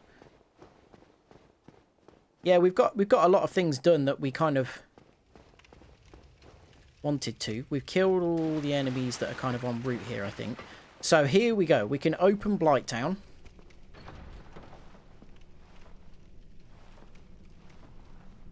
And we can go through down into Blighttown now. Now the thing is, I kind of want to go to Andre and upgrade our weapon. I adore trinkets and oddities, so I trade for. However, that does kind of mean that we're going to have to go all the way back and come all the way here again. That is a shame, but no matter. Come back again. Not every trip. There'll be more instant. But I think it's going to be worth it. Because I really want to level up this weapon. I need to give him the large ember as well. And it might only take sort of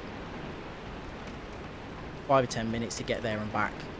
And then we'll go down into Blighttown. Hate Blighttown, difficult area. Oh god, I didn't kill all of these things. What I'll do is I'll rest and reset them.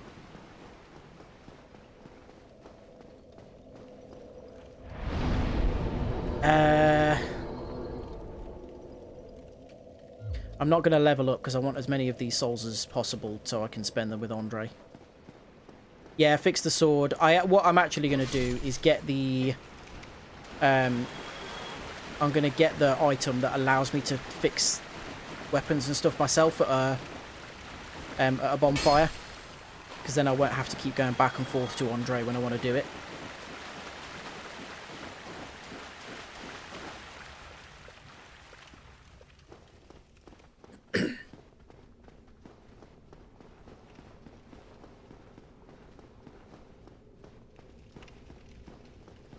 And actually, on the way through, we'll be at Firelink Shrine, so we'll speak to some of the people that we've saved. So if you remember, we saved Griggs and Laurentius, and we haven't been back to Firelink Shrine since we did that. So we'll go there and have a chat to them as well.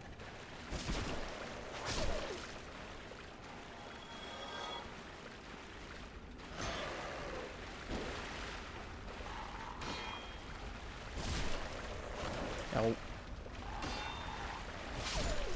The camera really is not your friend in places like this.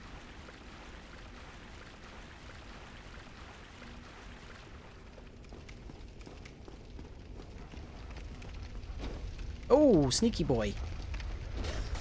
He's clever. Right, there we go. Can we destroy that? No. A bit annoying coming up here, actually, because all of these little dudes, they kind of come at you at various kind of different rates when you're coming at them when you're coming from above. But when you're coming from below, they all kind of gang up on you at once, and even though they're small and weak, they can overwhelm you.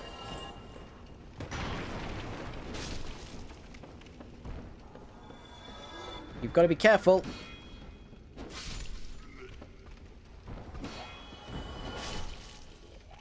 Don't do anything stupid.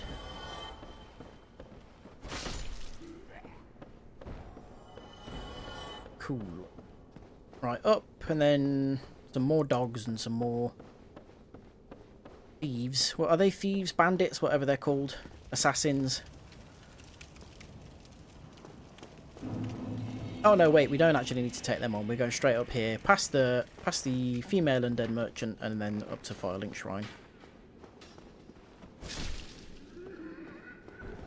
In Dark Souls 2, when you kill an enemy 12 times, it permanently despawns. Never comes back. And little stupid enemies like that guy make me wish that this game was the same.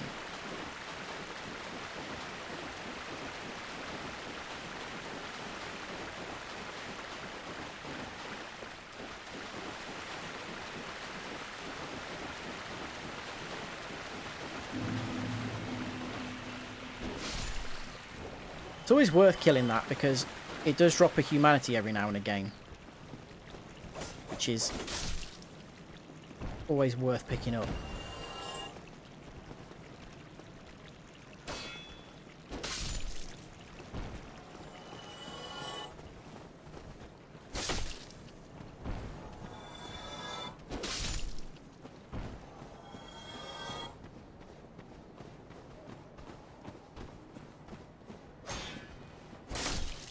Now, that item over there, once we... Donald of Xena goes and sits over there after a while, but I don't know what the trigger for it is. He just sort of goes over there of his own accord, but I can't remember after what.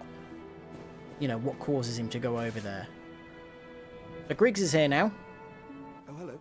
I regret meeting you under such compromising circumstances. At least we both made it back unscathed. Incidentally, would you care to learn any sorceries? You're clearly talented, and besides, I owe you. Of course, we will require some materials, but I'm happy to teach you some elementary spells. Are you interested? If we didn't have intelligence of at least 10, Splendid. he Very well. wouldn't say that to us. He wouldn't be able to teach us Something any back. spells. Well then, let's get started straight away. So we are going to need to buy all of these. Won't really be using any of them at the minute, but some of them are kind of worthwhile. So magic weapon, for instance. In fact, I'll get that. Fall control is quite useful. It means you can don't take fall damage. We've got a catalyst already, I think, and then you can get the rings that boost all of your sorceries. Have you heard of Big Hat Logan? Master Logan is a great sorcerer and my teacher. Both of us came to this land as undead, but one day he departed, leaving only a note. I suppose he wished to keep me out of harm's way. But where does that leave me? I have dedicated myself to sorcery, but Master Logan could find no use for me. We will find Logan at some point. Yes, the note that Master Logan left. It only said he would travel to Anolondo by way of Sen's fortress. I can only guess that he seeks the regal archives. For Master Logan is a tireless pursuer of wisdom. Wisdom trumps all. Everything else is hogwash. When the curse turned him undead, I'm certain that he only felt it was the perfect chance to visit this land. I only wish that I had his courage. So if you remember, we couldn't get into Sen's fortress yet. That's where Siegmeyer was sat outside, struggling to get into. Two things are required for first, you second, then you will be. Oh, and Yeah, he's kind of all right. done with useful information for us now. May we meet? So we'll keep coming back to him and learning spells and things like that. And here's Best Boy Laurentius. Well, I see you made it out. Yeah, I made it out safely too. I have my pyromancy at a great sword, so I can use companions with a bit of care. Oh yeah. Yeah, he does, doesn't he? He's quite nice to hear. He's kind of a I bit... think you have a knack. I think for if he was a you bit more need sure of material. himself, his voice would be I'll nicer, pleased to though. help you. Unless you find the magic's unsavory. We do not find magic unsavory. We like pyromancy. Yeah, wonderful. I'm sure that they'll be of some use, some assistance. Why, let's get started right now. And we can either purchase new spells from him, which I will get combustion from him. Some of them are really useful. There's Iron Flesh, which means that you've got massive poise. Flash Sweat, which makes you kind of wet, so that you don't take fire damage as easily. But he can also ascend our pyromancy flame, so he can make it stronger. So I'll do that a few times. I think he can get it up to 5, but it's more expensive each time. So I'll get it up to 3 for now. Pyromancy is the art of casting fire. Produce flame, then channel it, just as our ancestors did. The pyromancer must be in tune with nature herself. My home, the Great Swamp, is an abundant store of nature. You will understand one day. It only takes time. What else has he got to say? Pyromancy has a, well, rather primitive aspect to it. It meshes poorly with advanced culture, and pyromancers are considered rather unsavoury, which is fine, as I never got along with anybody anyway. So, for me, turning undead didn't change a thing. He's a nice guy, Laurentius. Goodbye then. Come back if you find anything new. And like he said, generally society doesn't really like pyromancers very much. Ah, okay, I forgot about this stuff. So we've got new people here as well. Firelink Shrine's getting really full. Oh, hello. My guests have finally arrived. I will be departing with them shortly. So, I'm afraid I will be saying goodbye soon. It was a pleasure. I can't remember if he says anything. Oh, hello, miracles. Yeah, so he will still sell miracles to us. They're not cheap, but we're going to need them all, so we'll get a few for now. I'll get Seek Guidance, and then we need to kind of keep those An undead spells. mission? Regrettably, I can't. But you are my. So he'll tell us what he's trying to do if we give him souls. I'll do it for the lore. I can surely tell you, of all people, undead clerics are given a mission to seek kindling. Kindling is the art of feeding bonfires with humanity. Through kindling, we shall one day be granted magnificent powers. So yeah, he's going to seek the rite of Come kindling, again. The effectiveness which I of mentioned the earlier, and actions we're kind of trying to do the depend same upon thing. your faith. You can see we've got some interesting people here. You are undead as well. Then we've no time to fraternize. I have my mission and you no doubt have yours. We must not let this curse overcome us. Did I not explain the... Or are you so uncouth as to lack such judgment? By the looks of you, I should think not. She's going to go into the catacombs to seek the rite of kindling as well. What have we here? You look awfully raggedy. Times are grim. The least you can do is look sharp. Don't you dare meet my lady like that. You might scare her off for good. Look, mate, I've got better things to be doing than trying to look fancy. And also, you look like a little boy. So don't give it the big one to me.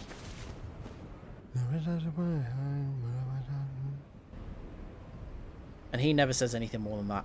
Hello! Welcome. You missed me first time, 2 bosses. You could go back and watch a VOD. But we're going to go into Blighttown soon, which is as horrible as it sounds. So, genuinely, like, I'm so glad you only have to go through Blighttown once and in one direction. We could go in the back way, but I don't want to do that because there are a lot of items to pick up going through the proper way, and it's just more interesting going through the proper way because, you know, I'm not trying to do a speed run or anything like that, so I might as well go and, you know, do the full game experience. And in fact, there are some really important things that we need for the Platinum Trophy, so yeah, I do need to go through Blighttown the proper way anyway.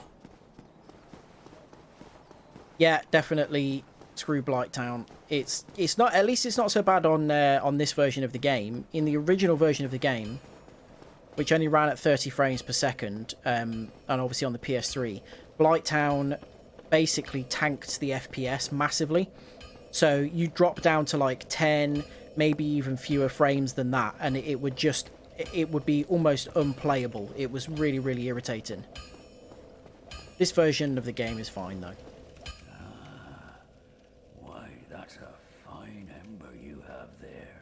I could smith some. Remember, we picked up the large ember next to Why not the take cook. it to me?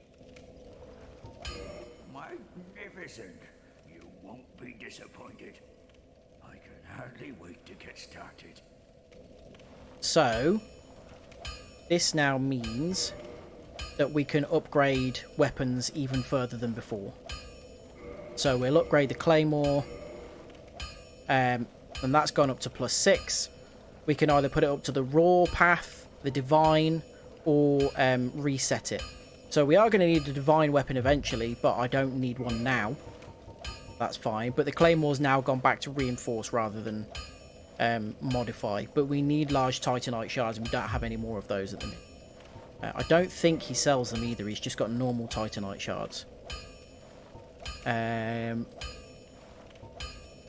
Doesn't have anything else that we need at the minute, really. We will need the Crest of Artorias, but we won't need that for a long time, so I'm not going to get that yet. One thing that I am going to do, which might seem like an odd choice, is just start...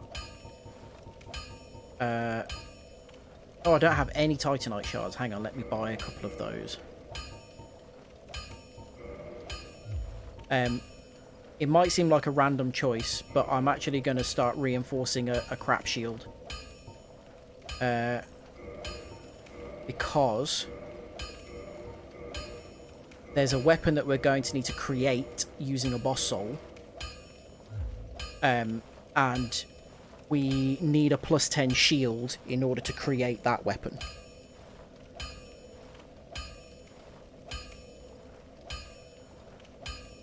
Sorry, just need to put something on charge.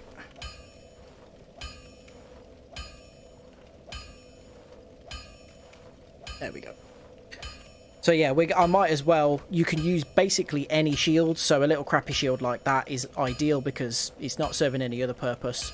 So I figure I might as well start getting it up now towards +10, because I think that one is the one we need. We've got the Moonlight Butterfly Soul, so you need a +10 shield and the Moonlight Butterfly Soul, and you can make that weapon.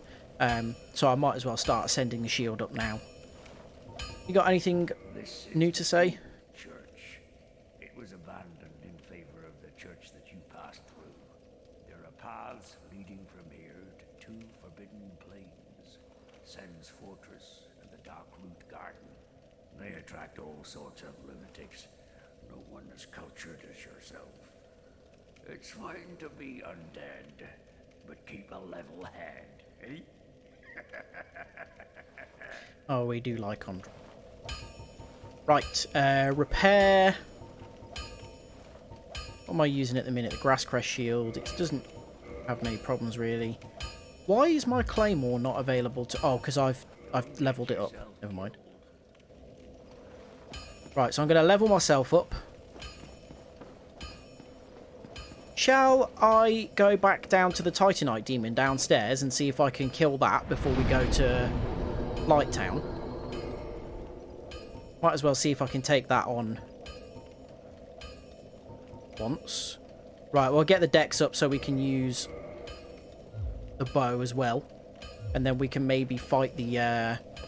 we'll get the Drake Sword before the end of the stream. I don't need to fix it because it automatically repairs it when you upgrade it. So because I upgraded my sword, it doesn't need repairing. It's back up at 100%. However, I can repair at a bonfire now. So that makes life a lot easier. So yeah, I'm gonna go and have a go at fighting the Titanite demon down below. And I've only got 618 souls, and we're back at the bonfire up there. So if I end up dying to it, it's not such a big deal.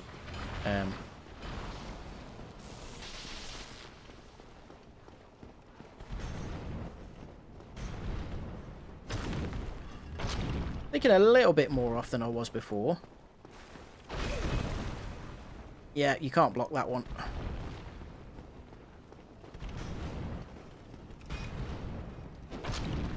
It's a slow process, this one, unless you do... How did that hit me? Oh, no. Yeah, unless you are pretty high level, this is a bit of a slow process because you're just sort of chipping away. I mean, you are hitting just a massive slab of metal essentially, so it's not a surprise.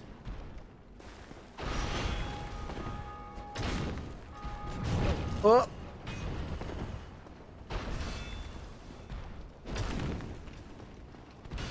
I need to move. He's got me backed into the corner here.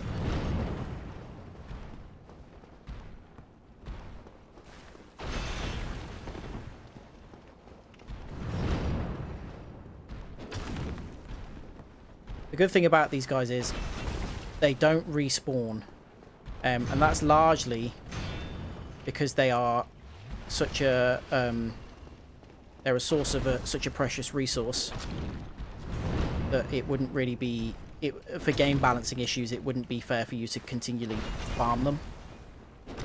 There's one of them that respawns really late on in the game, but that's it.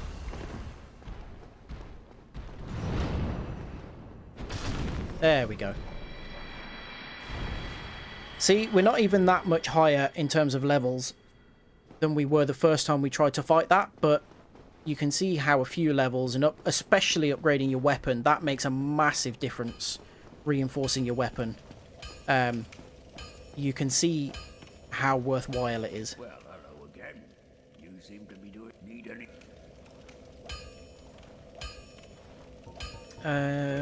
Is there anything else that so I think I needed one more Titanite shard to reinforce that shield again.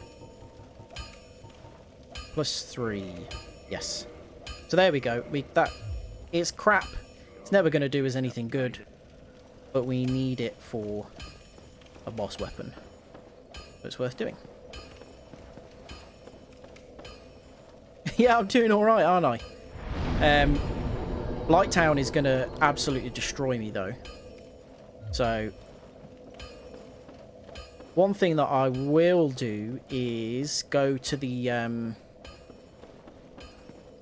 female undead merchant, because she sells some healing items that we'll need going through Blighttown. We're going to get like toxic build-up, which is like poison but way, way worse. So if we can get some, I think it's blooming purple moss, something like that, that she sells, that will get rid of toxic buildup. So if we do that, then we can, it will just make our lives a lot easier going through Blighttown. And actually, let me check now. Can I now use the bow? Yes. So this is going to be useful as well, because the enemies that cause toxic buildup are far away from you, and they cause the toxic buildup by blowing like blow darts at you. So if you can get them from far away, it makes life a lot easier. So we'll run back now, get back to the depths, and then we can go into Blighttown and start losing the will to live.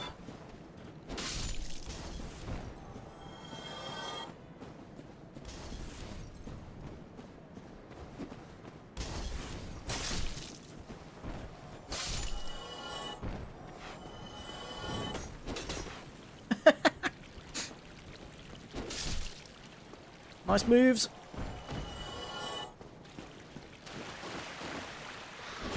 Oh, that's the first time I've ever encountered that, where he didn't just sort of turn around and then turn back. She sells seashells by the seashore. That's hard for me to say because my tongue gets far too involved when I try and make the sh sound. It starts interfering with my teeth in ways that it shouldn't. So I find it quite hard to say that rhyme. Oh, well, you left me. I thought maybe. Are you back from plenty of... See, she even says, it's sort of a marker in the game that they want you to know that you are here for moss. Make sure you... Bleeding, poison, poison and toxin.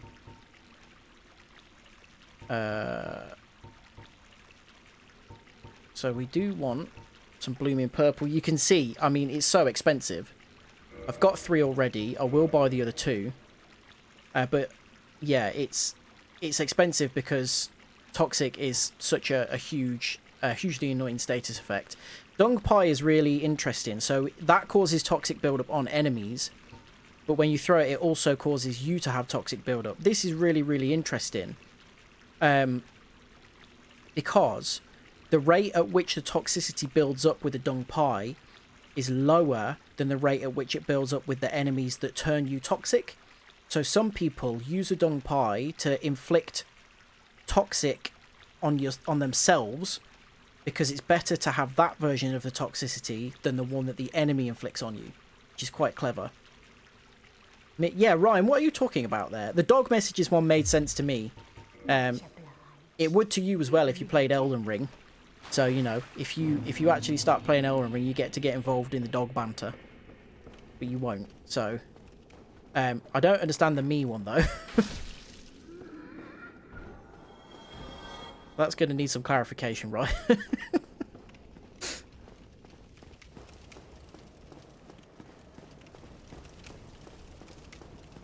He's going to go silent for about 4 hours now. And then he'll let us know tomorrow morning or something what he was talking about.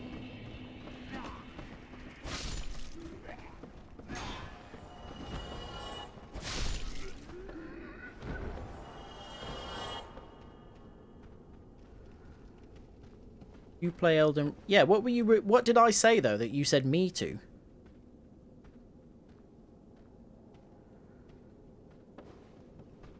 Because, I mean, like, Chris doesn't know about the dog memes. You and I do. How far are you from finishing Assassin's Creed? Because I stopped doing main story stuff in that because I thought I was coming towards the end. But I don't know if I am. Like, I think I need to go into Sussex or somewhere. Like, I'm about to launch a rescue effort, I think, for whatever his name is. What's your mate called that's getting all caught up and thinks he's some kind of god and has got himself captured? You don't need to finish Skyrim. You must have finished Skyrim about 1 million times by now. How many times have you played that game? Ah, crap. We're in trouble. Good job I upgraded the Claymore. It takes the dogs in 1 hit now.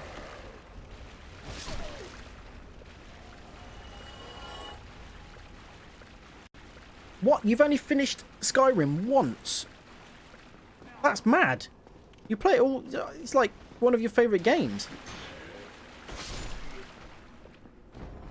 Have you done all of the DLCs? Like the vampire one, and what's the other one? There's one where you get to build your own home and adopt a kid and stuff.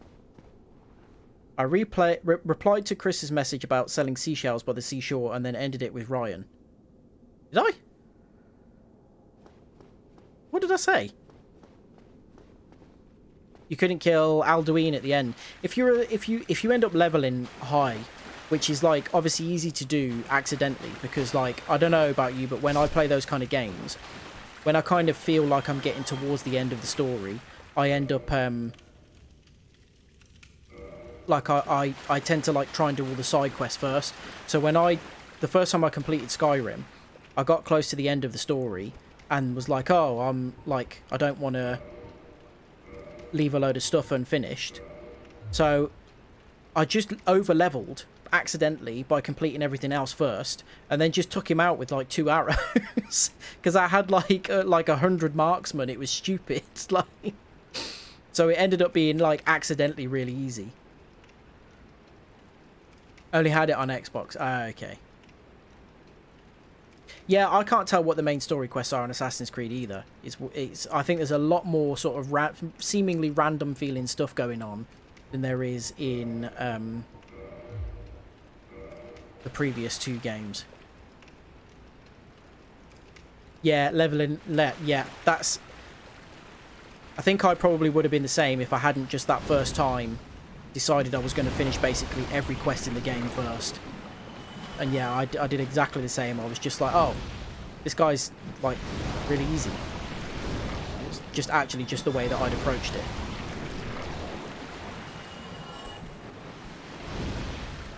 The DLC is good though, it's worth doing. Although it's a bit weird because at one point in the DLC, you have to find an Elder Scroll. And if you, like, depending on what order you do things in, you can just find an Elder Scroll in the main story or find one in the DLC and use it for the other thing, vice versa. So you can accidentally just skip a massive chunk of the main story. So, like, you can do the DLC, and then get to the part in the main story where that woman that's like part of the Blades is like, oh, we need a what's it, an Elder Scroll. And you can be like, oh yeah, I just happen to have one in my pocket, one of these really rare and powerful things. Here you go. And she's like, okay, great. And then that's it. So it seems like a bit of an oversight that they like allowed that to happen, because it's a huge bit of the story that you can just completely skip past. If they'd written, it would have made more sense for them to write it in where the DLC Elder Scroll, you get hold of it, and then it's like, oh, the ritual that we need to use it for destroys it, you know, when you use it. That would have made more sense to me. And also, the Elder Scrolls, they weigh like 10 like points of weight or whatever it is that they call them in Skyrim. And you cannot get rid of them. You can't drop them because they're classed as story items. So if you get both of them, if you do the DLC and the main story, it's like 20 points of weight that you can never get rid of.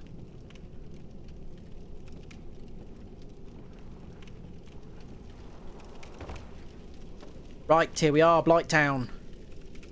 Horrible, awful place. Not just in the way that they've written it to be, but also in terms of gameplay.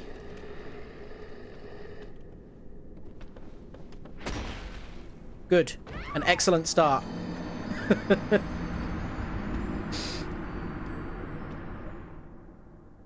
See how I'm beating bosses really easily, and then, you know, I should have known better than to try and run around that guy. But this is the annoying thing about Blighttown. There's only one bonfire halfway through Blighttown. If you don't get to it, or if you get really close to it, you can have to come all the way back here. So you can get quite far in and be doing okay, and then die in some kind of stupid way, or it's really easy to kind of lose your way or just fall off things, and you end up having to come all the way back to the depths. So once you've got the first bonfire, it's not so bad. Especially like if you've never played through Dark Souls before, or you've not played that many times or whatever, once you get that first bonfire, it feels a bit like, okay, look, I'm in Blighttown now, you know. I'm getting through it. I'm actually interested to see how much damage I do to these guys. Not very much. That's fine though. There aren't many of these guys to deal with. They do hit hard though.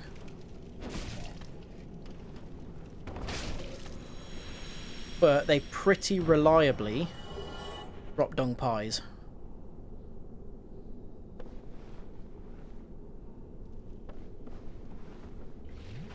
And there aren't that many of them really. I didn't say Ryan after saying she sells seashells by the seashore. Okay, Ryan's imagining things again. Right, is he aggroed? Yeah, but we don't want to go too far forward because there's another one directly behind him that we don't want to fight at the same time. There we go, officially in Blighttown.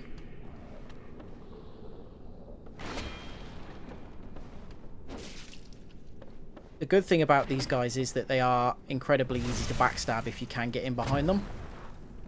Go on, fall off. Ah, oh, you dick.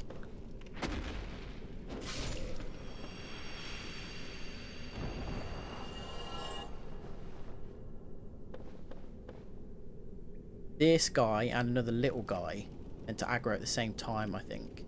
Yeah, you can see him down there. He comes running up fairly soon. Hello. Oh no, it's the one behind him actually. Come on, I know you're there. Come on. There we go.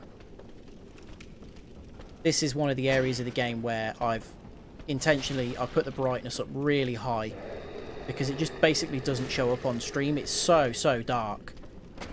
Because the settings in OBS are slightly different from what I can see on my screen, it will show up really dark for you watching. And I think still it looks quite dark on the stream. But I've got everything basically up as high as it can go, so if it is difficult to see, then I'm sorry about that.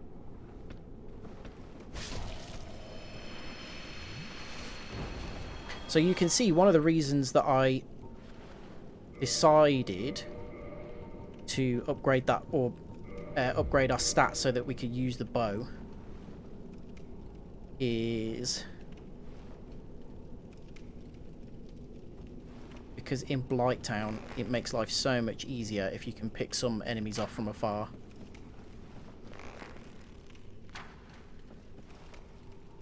Although we are doing basically no damage to them. We've got pretty low decks.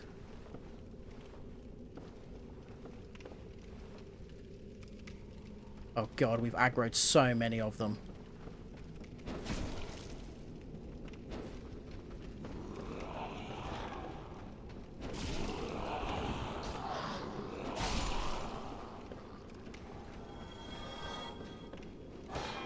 These guys are horrible.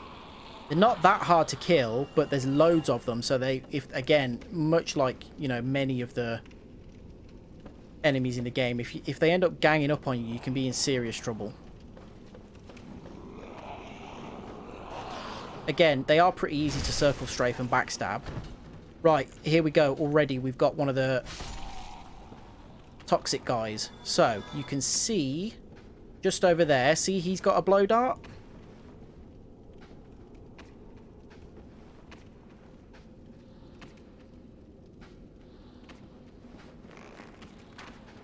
Right, let's see if we can get an angle on him where we can hit him, but he can't hit us.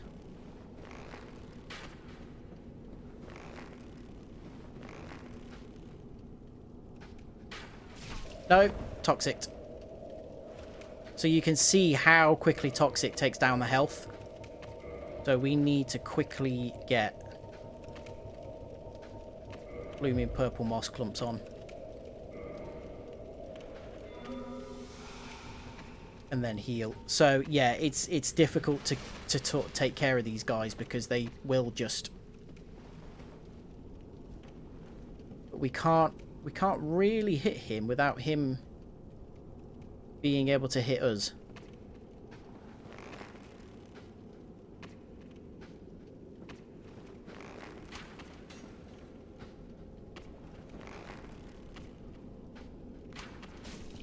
Oh, there we go. The good thing about these guys is that they are incredibly weak.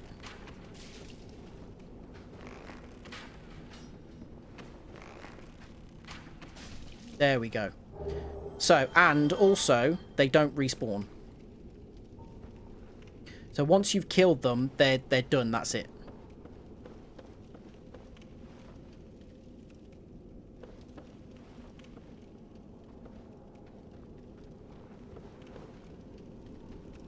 Which does at least mean if you die and, you know, you've killed one of them, you can make it back to this point and they're not, you know, you'll be able to kind of come through here pretty easily. Right, I'd like this guy to aggro. Has he spotted me? Yeah.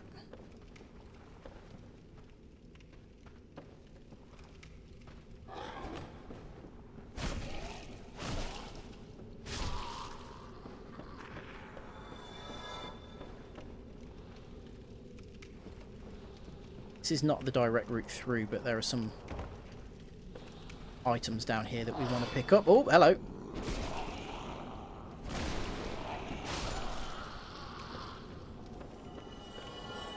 Is that one more of them there? Yeah. Can we sneak up on this guy?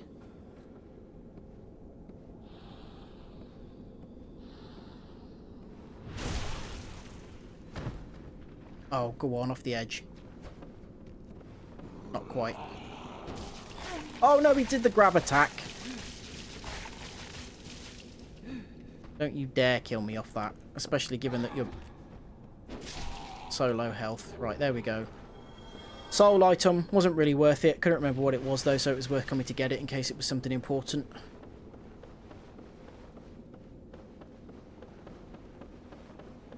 Suppose every little helps. You're coming through Blighttown and you're not sure how to get through or what the right way is, always look for the torches. They signify ladders. Right. I can't remember the way.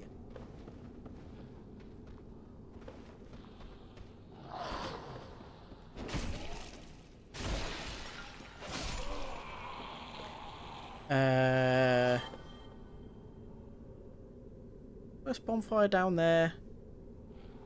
So, you can jump over to that. And that is a good item. However, the jump, if you don't get it right, you can end up, like, you'll just fall and die. Yeah, look for the torches. I should follow my own advice. So there's a bonfire down there. Is it down there? I'm not going to try and make that jump at the minute. Who can I hear? Someone made a noise. Hello. You alright, fella?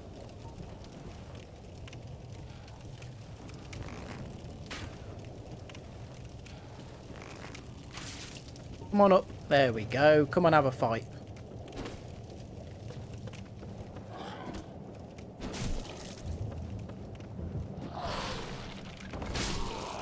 Good, there we go. Can get round the back here, which is a bit sneaky for the sake of items. Again, can't no, is the bonfire down there? See, you know how many times I've done this and I still can't quite remember the way through?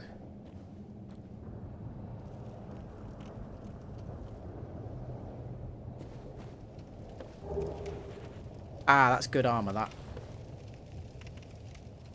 And I'm sure there's a blow dart guy over there somewhere, so you've got to be careful. Oh god, what happened? Oh, Jesus. Right.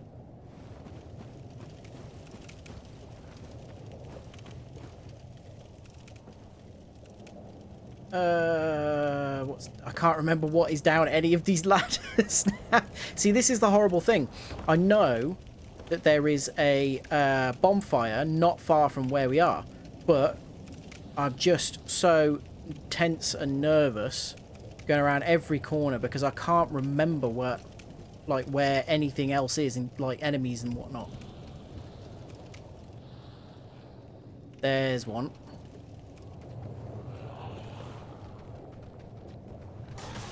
Oh, there's another.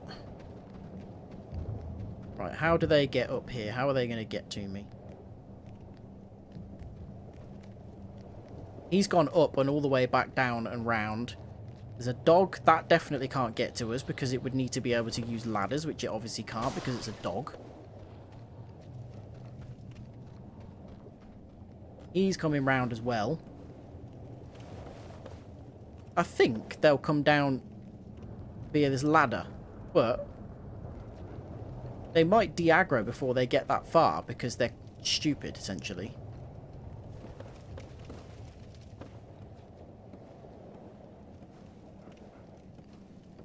That dog's there, but it keeps seeing me, so I can't even take it out with an arrow.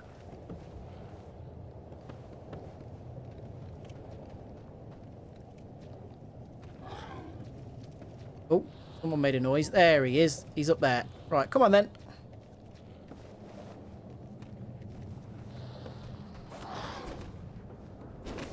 Oh, crap.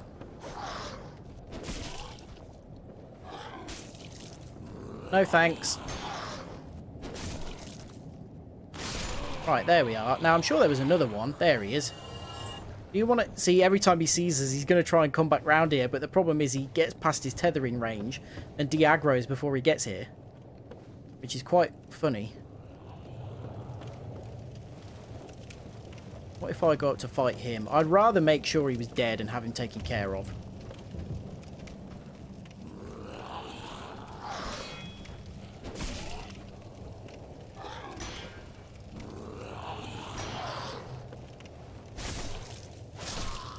Right, there we go. So there are dogs everywhere still now, and I don't actually know where they are, which is not... Oh, the bonfire's back over there.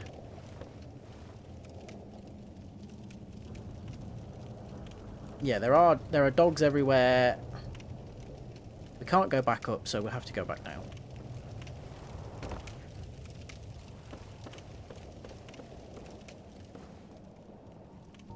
There's the dog. I don't know how much health the dogs have.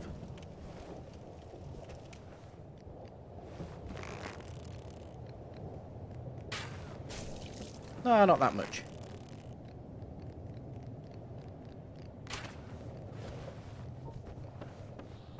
Although, now, yeah, I've just kind of screwed myself over again because it's going to be running around to get me. Right, let's do this. Good job of this. There you are. Hello, buddy. These dogs are not tough, but there's often 3 or 4 of them at a time.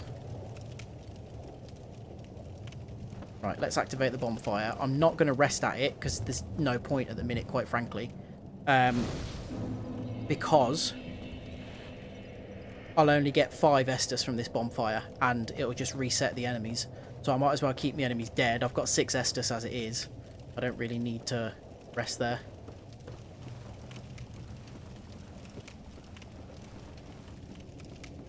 He's there in his little pot. I don't really understand what the pot's about.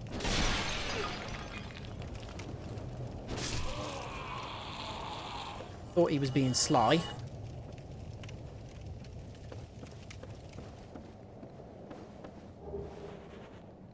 No, don't need to rest at the bonfire.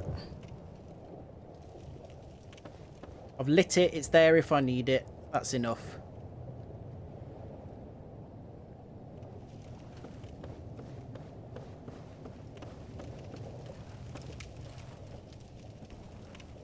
Again, though, what I am concerned about is where the next Toxic Dark guy is.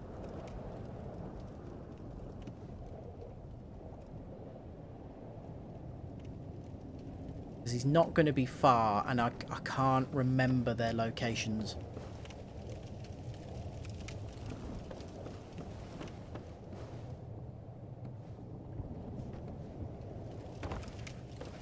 But I think we're going to start getting into range of one soon. Yeah, there he is.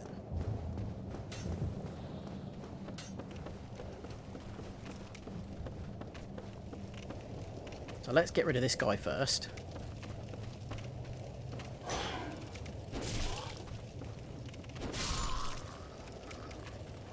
And then we can have a go at hit. Where? Ah, there he... Right, he's hit me once. So I need to be really careful. I need to let this run down.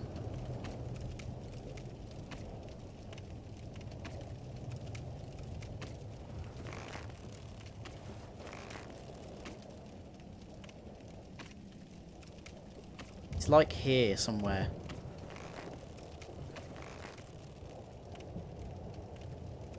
That's literally his head through there, I think. But obviously that's not gonna... The game's not sophisticated enough to go through that. There he is.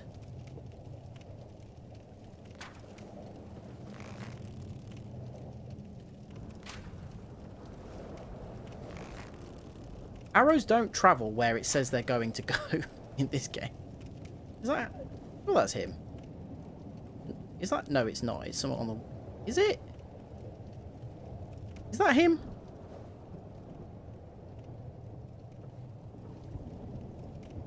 Is that like an artifact on the... It's somewhat on the wall, isn't it? Right, where the hell is he?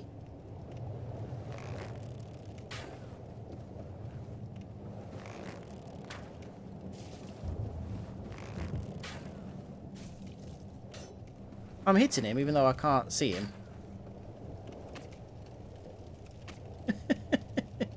See what I said? It's not always going to be exciting gameplay. But I really don't want to cock up in Blighttown of all places. So, you know, this is the excitement that we're getting for now. Oh, God. I wonder if I can... Whoa, I was stood right on the edge there. Jesus Christ, I nearly completely ruined everything for myself. That was mad. That was really bad. Right, stay to the left for crying out loud.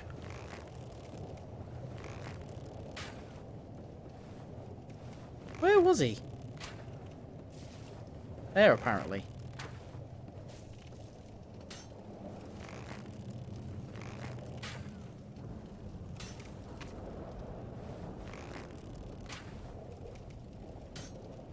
I've got absolutely no idea where he is. I hit him once.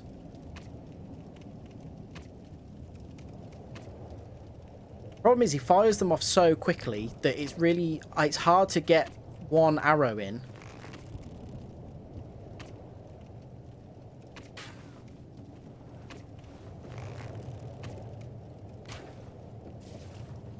Did that kill him? Yes. Right. Again, I was right on the edge. I need to be careful. Yeah, it's really hard to just get one arrow off in the time that he can fire off 2 or 3 of his darts. So that's the last bonfire now. Before we get down to the bottom of Blighttown.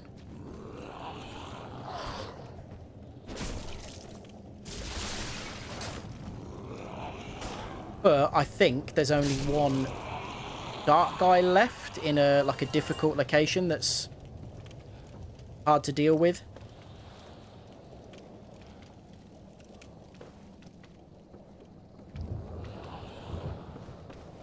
Who's kicking off? Someone's coming after me. I can hear him, I can't see him. And I don't know where there's even a ladder. Oh, he's down there. He's fine for now. So see that thing there, that gross horrible thing? That, we need to kill that. It's not hard.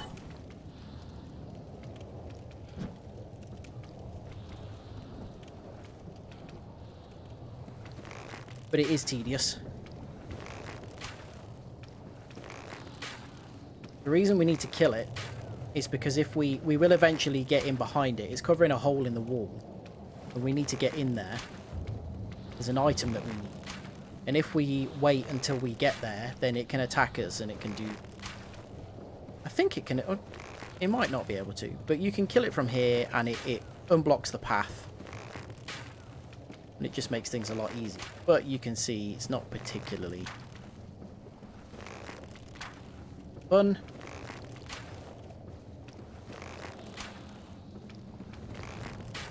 Worth doing. But because we're live, you can't fast forward through it.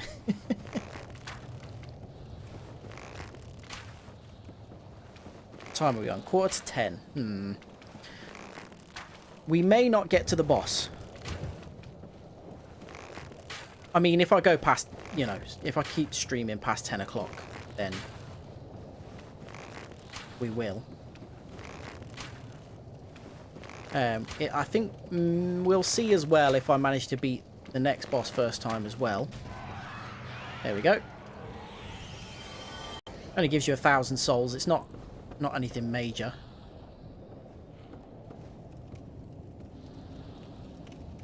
Right, I'm sure there's a toxic dark guy over there somewhere as well.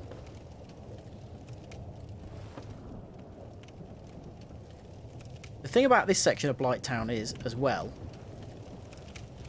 there are a lot of quite interesting items and useful weapons and things like that that you can go and find and pick up, but they're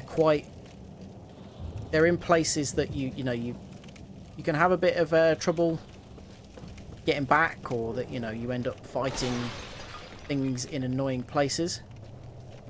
So what I would rather do is get through the whole area to where we need to be, unlock a shortcut, and then come on. What's going on? Oh, for God's sake, don't tell me this guy's glitched. I'd rather not have to go down there with him. I can also hear another guy making noises.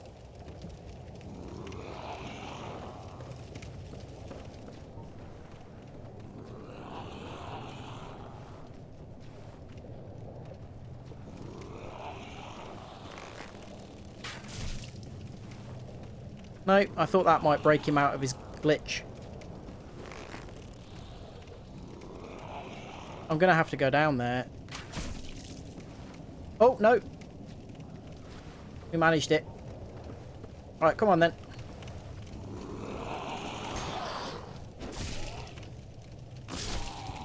Let's face it, he was never going to be a good fight after all that nonsense, was he?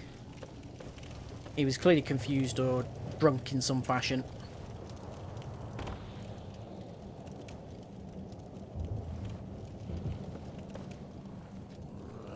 Toxic dark guy. Right, this seems silly, but I'm going to Estus up. See, they're really, really weak. So if you can actually get to them with a weapon, like a melee weapon, then they're really easy to kill. The problem is, it's hard to get that close to them. That one's put there basically just to catch you by surprise, I think. Because the others are really far away. Eagle shield, it's absolutely enormous. It's got a pretty cool design on it, but it's a great shield, and I'm not really a big fan of using massive shields, so we're not going to touch that, really. Actually, that's the only reason to come down here.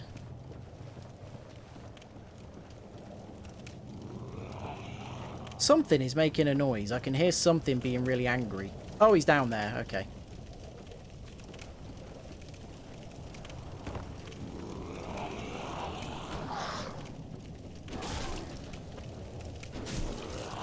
Oh, God, that didn't kill him. What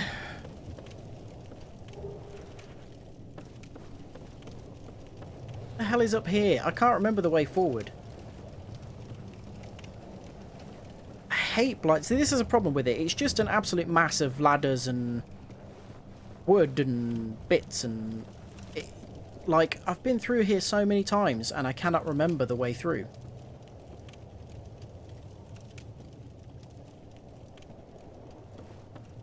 There are items down there that we could want. But again, I'd rather get through here.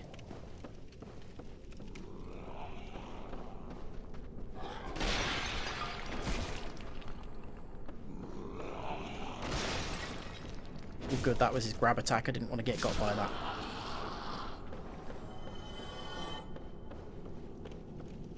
that. Who is where? Looks like your hell. Yeah, it's honestly horrible.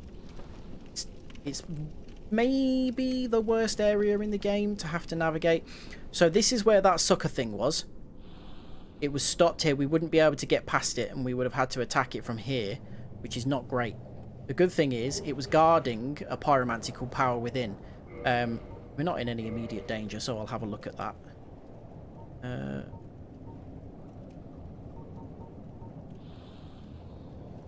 Pyromancy of Carmina, who harness the power of flame to actualize the inner self. Short strength, endurance, short strength and endurance boost, but lose HP. So that makes you much more powerful. It makes you stronger, and it... oh, we went round in a circle.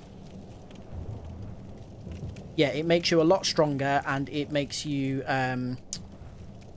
it increases your stamina, but it slowly drains your health. So depending on what items you've got with you, or what kind of build you're doing, or whatever, it can be really useful, or it can be pretty useless if you're not, you know, doing that kind of playthrough.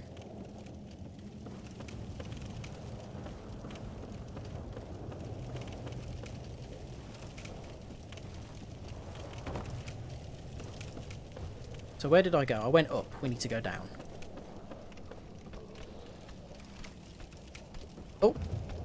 Oh. I forget these guys are here, and this is in a horrible area to have to fight them. And something else has aggroed from over there, so now I've got to fight two things at once, and they're both horrible. And I'm sure I can hear a third thing coming.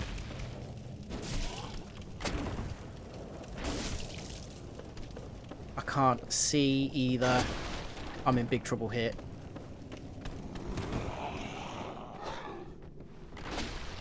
Right, I got lucky there. That's his grab attack.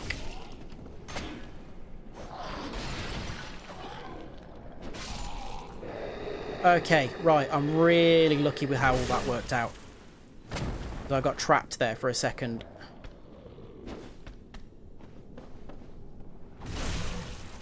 And the camera was not helping. Thank God. Right, this is the way through. This is the proper way. Jesus, that was horrible.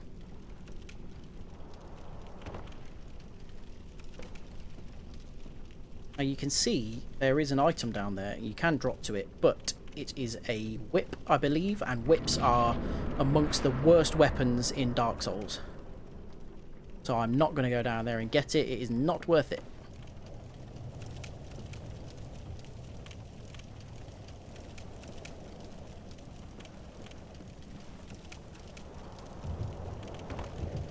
It bloody was a problem for me. It was horrible.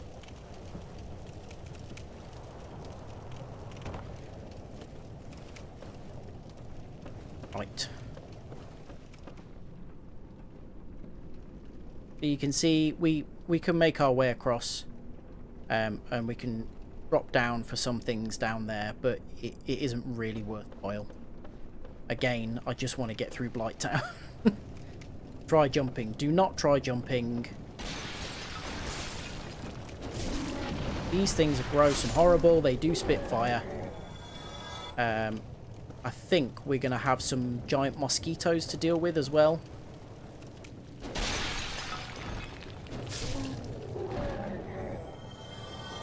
They start popping up around this kind of area, and they're horrible. Note that we're not underground, and we haven't been at any point here. It's just that horrible here that it's dark. Right, where are the mosquitoes? Because I hate them, and they are a pain in the arse to deal with. Luckily, we've got a bow, which does make things a lot easier. Something just died. Dart guy, where is he? Where's it coming from? Right. This has got to be the last dart guy. I'm sure it is. There he is.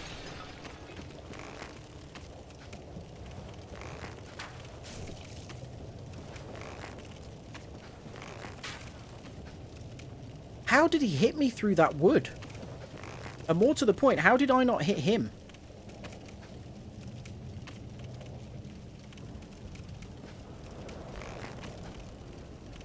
This must not be completely solid. Let's see if I can... Absolutely not. I was going to say, let's see if I can get around that. Right, he stopped for a second. Good. One more. I can afford to take one hit. Oh my God, he's not dead.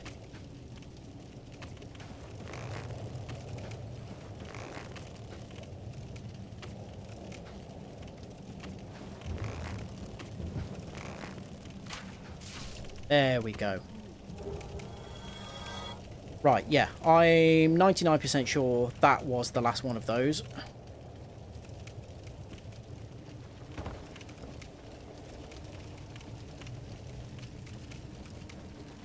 There are definitely some mosquitoes around here. I want to see them before they see me.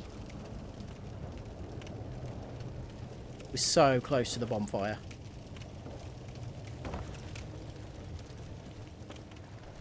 I can hear them buzzing.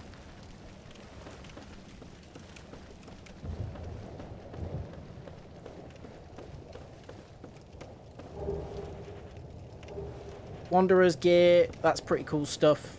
It's a nice set. I mean, it's Dark Souls, so most of the armor is there. There they are.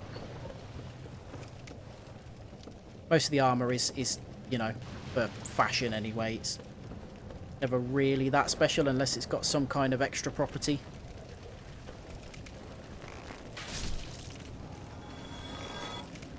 These things are really irritating because they can literally just phase through. It's just because they're not very well programmed. They can just travel through wood, essentially. This guy's here in a really nasty place, and we're dead. Oh, no, we're not. I thought I completely screwed it then. We actually got really lucky here. We've landed down in not too bad a place. I thought I had completely screwed that up.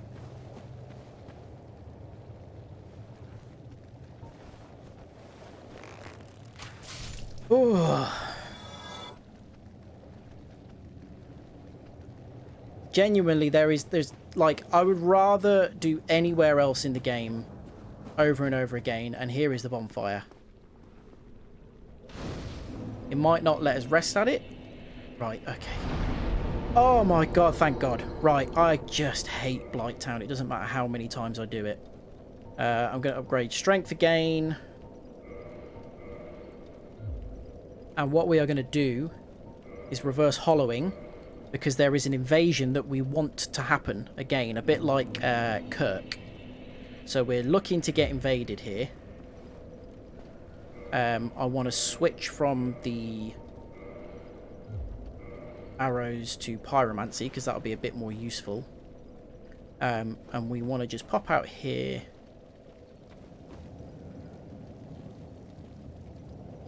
Not sure how far out we have to come. Annoyingly, that mosquito has returned, so I'd rather put the bow back on.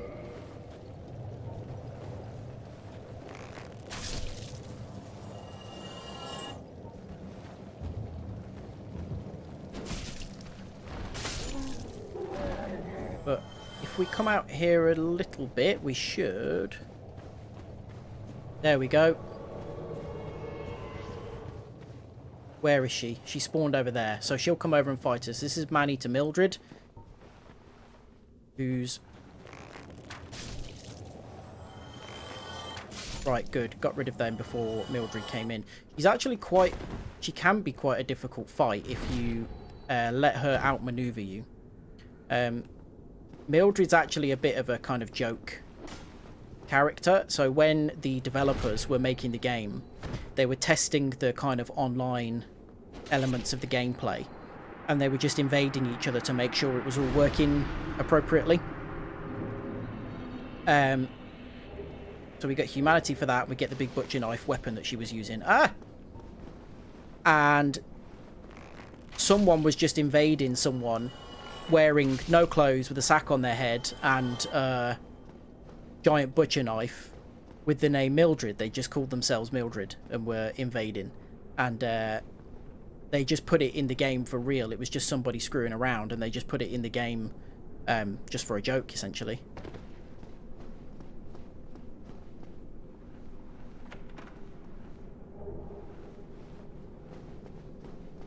Dragon scales are fairly useful upgrade material.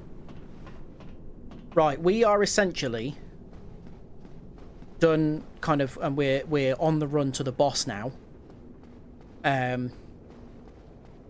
So we'll see if we can get through the boss. There's loads of other crap going on here that we kind of need to deal with as well. But we're not gonna mess around with too much of the kind of bits and pieces to, you know, pick up and look for in Blighttown.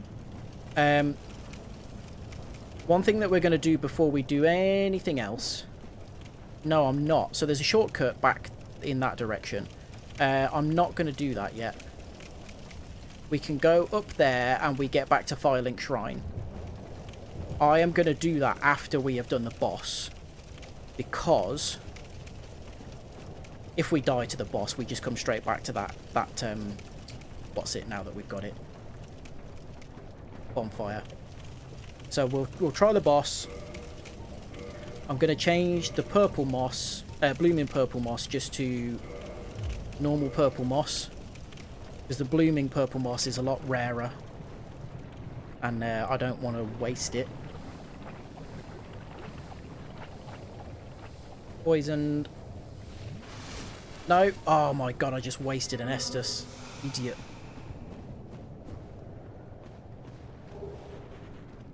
Oh, Titanite Shard, very handy. These guys are... oh god. These things are so irritating.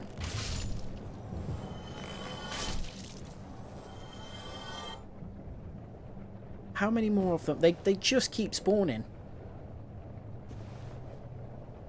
See, they're going to come over to me now as well.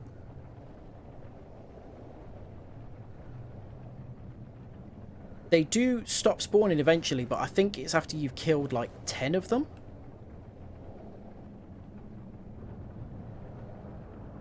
These guys I don't really want to fight. So I'm going to go...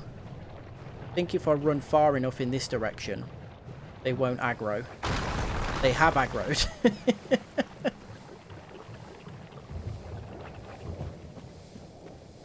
One of them has aggroed anyway. I am just going to keep running because we want to come up here. I think if we get in there, he de-aggroes. Great, we're in. So, I'll put the bins out. Quelaag's Domain.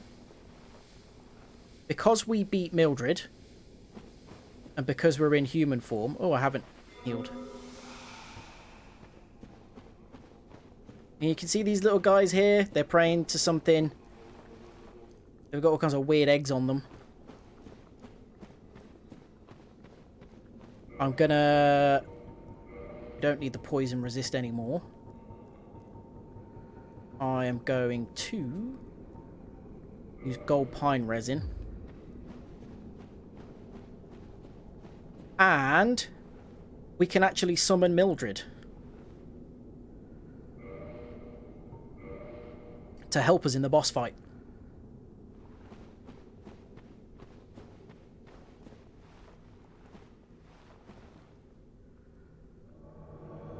Hooray! Right. We're going to use the gold pine resin. And then we're going in. And I'm going to jinx this by saying I usually do okay on this fight. It's not one of the ones I find really difficult. Like Capra Demon I always cock up. This one don't find too bad.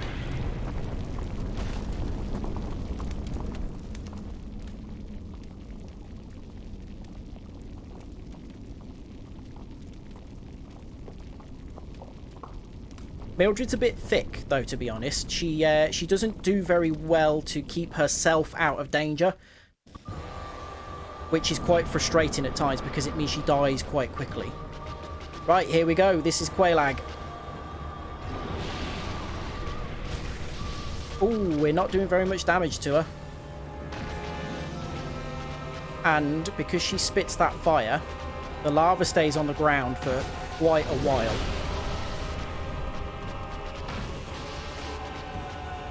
So you'll see she's about to do it again. The one that she did the first time...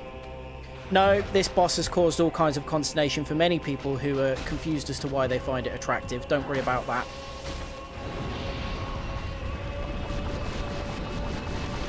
See, the lava's all still there and it takes a long time to disappear.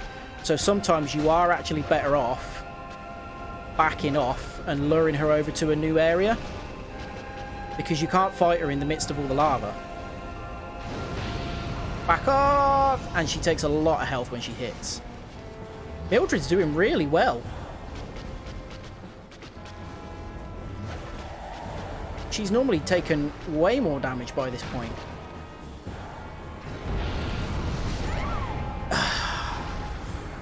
So she did a move there where she kind of charged up and like did a big explosion, and it's fairly easy to avoid and back away from, but she I was trapped behind her leg.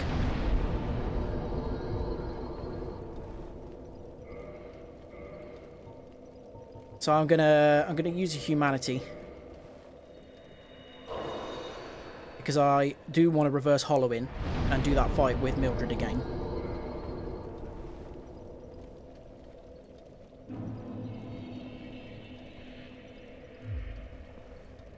I haven't got any more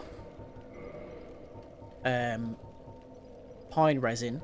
We haven't really got any other things that could do a huge amount of damage to her, because she obviously is fire, and all of the other like status effects that we've got are fire based. So I probably should have kindled that bonfire actually, because we're going to be in Blighttown quite a lot for kind of items and stuff like that. So it would be useful to have a kindled bonfire down here, but it doesn't matter too much.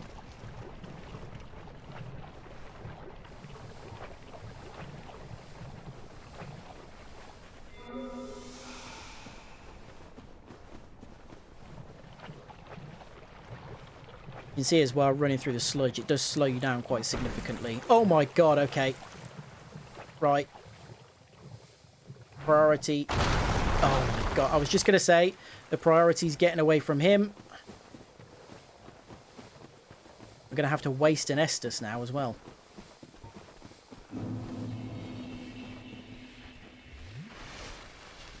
So, Mildred. We need to do this one. First time. Oh, I haven't gotten rid of the bloody...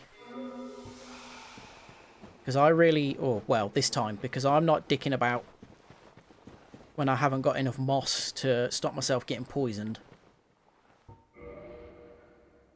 If we go in before the Phantom is summoned, then Mildred will eventually follow us through, and Quelaag won't have the extra hit points.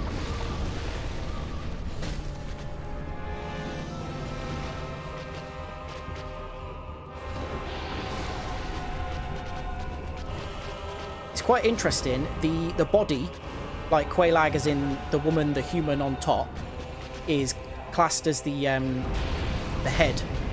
So I should have seen that one coming. If you hit her head, like her body, the woman, it does a lot more damage than if you hit the spider.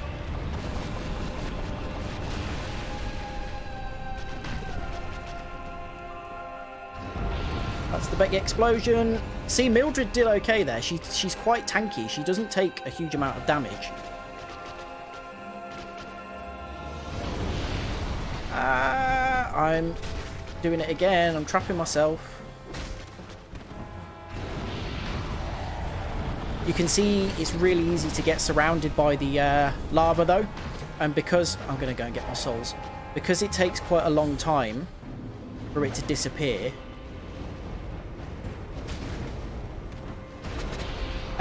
aiming for the head and body is a good tactic, but they're quite... So the spider's head doesn't... You don't do a huge amount of damage to that. It's only her body, but it's quite hard to manually target it.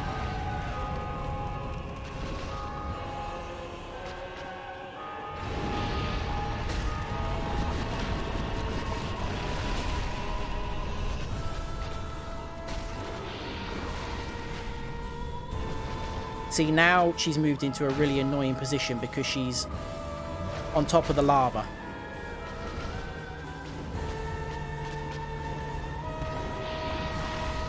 Come on, Mildred, we can do this, and you can survive. Mildred, get the last hit. Go on.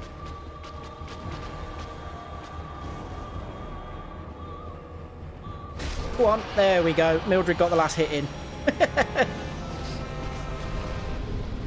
The Elden Ring bosses. So the reason the Elden Ring bosses are way quicker. Thanks, Mildred. The reason the Elden Ring bosses are so much quicker is because Dark Souls, the focus was on kind of stamina management. It was on tanking through hits with shields and things like that. Then they did Bloodborne, which was way, way faster. And people really liked it. And then they did Dark Souls 3, which they made way faster as well. Because people liked Bloodborne. Everyone really liked Dark Souls 3, but to me it didn't really feel like a Dark Souls game. It felt more like Bloodborne, which I liked Bloodborne, but I didn't want that from Dark Souls. Elden Ring came along and they made it faster, and they had to make it more difficult. And Elden Ring is really good because it feels like its own thing. So they kind of just, the trend is things getting faster and faster because people quite enjoy it. But there are a lot of bosses in this that are difficult because of the mechanics of the fight and where the fights take place, the rooms they're in and that kind of thing. Whereas in Elden Ring, the bosses are difficult sheerly because of the moveset that they've got and things like that. So we're here. This is the second Bell of Awakening. This is what we needed to do.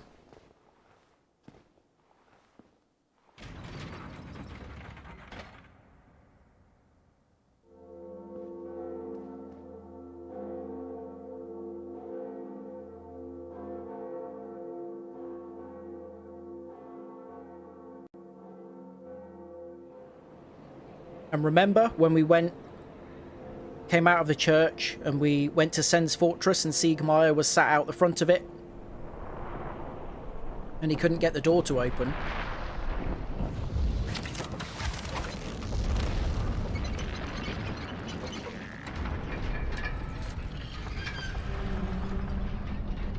Well, now somebody's rang both bells and proved their worthiness, and now they can go into Sen's Fortress for the next challenge.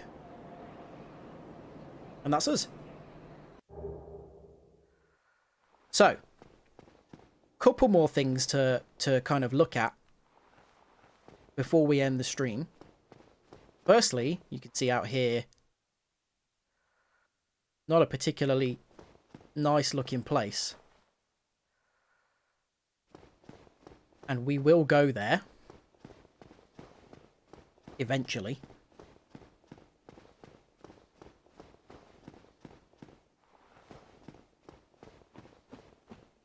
And we will come out here just for the sake of one thing. Somebody else just rang the bell, you can hear. More of these egg fellas. And this is the demon ruins. Now we don't need to go through here yet. But we're just going to come through here just to light that bonfire.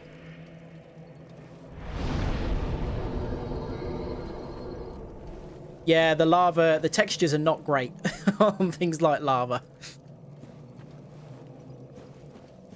So, we've lit that, and now there's a couple more things to do.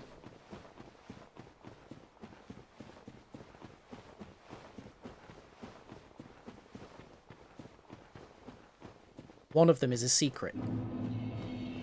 Although, people are guiding us to this secret. Try attacking. We've got a hidden wall.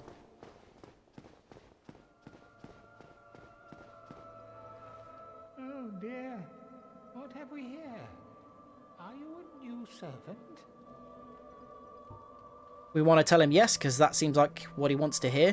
But you have no eggs. No matter. Go along and have audience with our fair lady. I pray that you will mind your manners. So, he's going to take 45 minutes to get out of the way.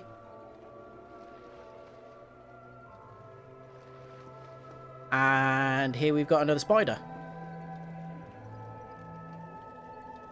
And there's a lit bonfire in front of her. So we didn't light this, which means that she is a bonfire keeper. She's in charge of this bonfire, and that means that if we were to rest at it, because it's tended to by a bonfire keeper, we get 10 Estus. She can't understand us, but we can have some options with her. However, this is the one thing that we took this ring for. Remember the old witch's ring? It says it's got no known use. Quelaag, my dear sister. It allows us to talk to her. But she thinks we're Quelaag, who we just killed. She's blind and very, very sickly, which is why she's white and she's sort of bedded in. She can't move. Quelaag, what is it? Because nobody else speaks that language apart from her and her sister, she thinks that we are Quelaag. Quelaag, my dear sister. The eggs. It hurts. They've gone still. I am afraid it may be too late. I am so sorry, dear sister. Yeah, it is, isn't it? It's she's so nice. She's just such a lovely character. She we now realise that all Quelaag was trying to do was protect her sister. But all we wanted to do was to get to the bell. But she tried to stop us because she wants to make sure her sister is safe. And now she's telling us that the eggs have died. I'll be fine. I have you, dear sister. But promise me. It's horrible, isn't it? You feel really bad now. Take care of yourself. So there's Bye, Quelaag. something that we're going to do. We're going to leave...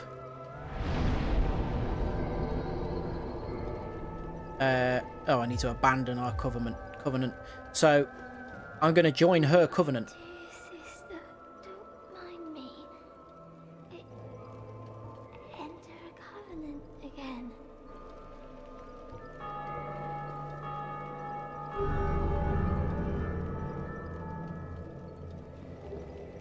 So she gives us a pyromancy, which is good because we need that. And it means we're now part of her covenant and we can offer her humanity to level up that covenant. And we're going to need to do that a lot for something that we need. Quelaag, you know, I still remember your beautiful, silky face. If only I could gaze upon it once more. So that confirms that she's blind. Goodbye, Quelaag. Do be safe. And now if we talk to this guy, whose name is Ingi. You speak the tongue of the fair lady? Well, do not be rash with your pride. You have yet to earn my trust. If you try anything funny with the fair lady, there will be hell to pay. And he quite likes us, so he can sell stuff to us now. He doesn't trust us quite yet, but he can also upgrade our pyromancy flame. So we're going to do that. And he can get it up really high. So he can get it up higher than Laurentius can, I believe. So that's good. There is no time for think only. So he's only interested in how we can serve her. And over here, we have something that will become relevant later on. So yeah, that is going to be about it for today. I'm going to just level up again. In fact, I'm going to repair my weapon just in case. Hasn't taken a lot of damage, so we're okay. But I'm going to level up again. I'll go strength and vitality. Maybe I might level up a couple more times off camera. But yeah, next time what we're going to be doing, we'll go back up, get the shortcut to Firelink Shrine. We'll get a few more items that we need for trophies and things. And then we will go into Sen's Fortress. Sen's Fortress is not too bad. A lot of people don't like it, but it's not so bad if you know where everything is. If you play through the game before, then, you know, you can navigate your way through. We'll meet some new characters next time, save some people, buy some stuff off people, that kind of thing. and then see how far we get into Anor Londo.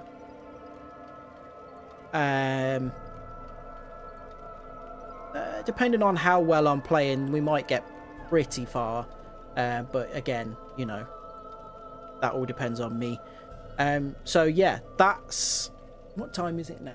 20 past 10. Yeah, so that's it for today. But hopefully it was enjoyable. I only had one death to a boss. I think that means I've only died to a boss once so far, which is better than I usually do. And I pretty much exclusively died to gravity, I think, so far. I've just fallen off things. So that's okay, that's fine. Falling off stuff and dying, that's the most normal way to die in Dark Souls, so that's alright. So yeah, it's been good. I've enjoyed this one. If you've enjoyed it, then don't forget to like the stream, because that really helps. And yeah, tell me how stupid I am for falling off things in the comments.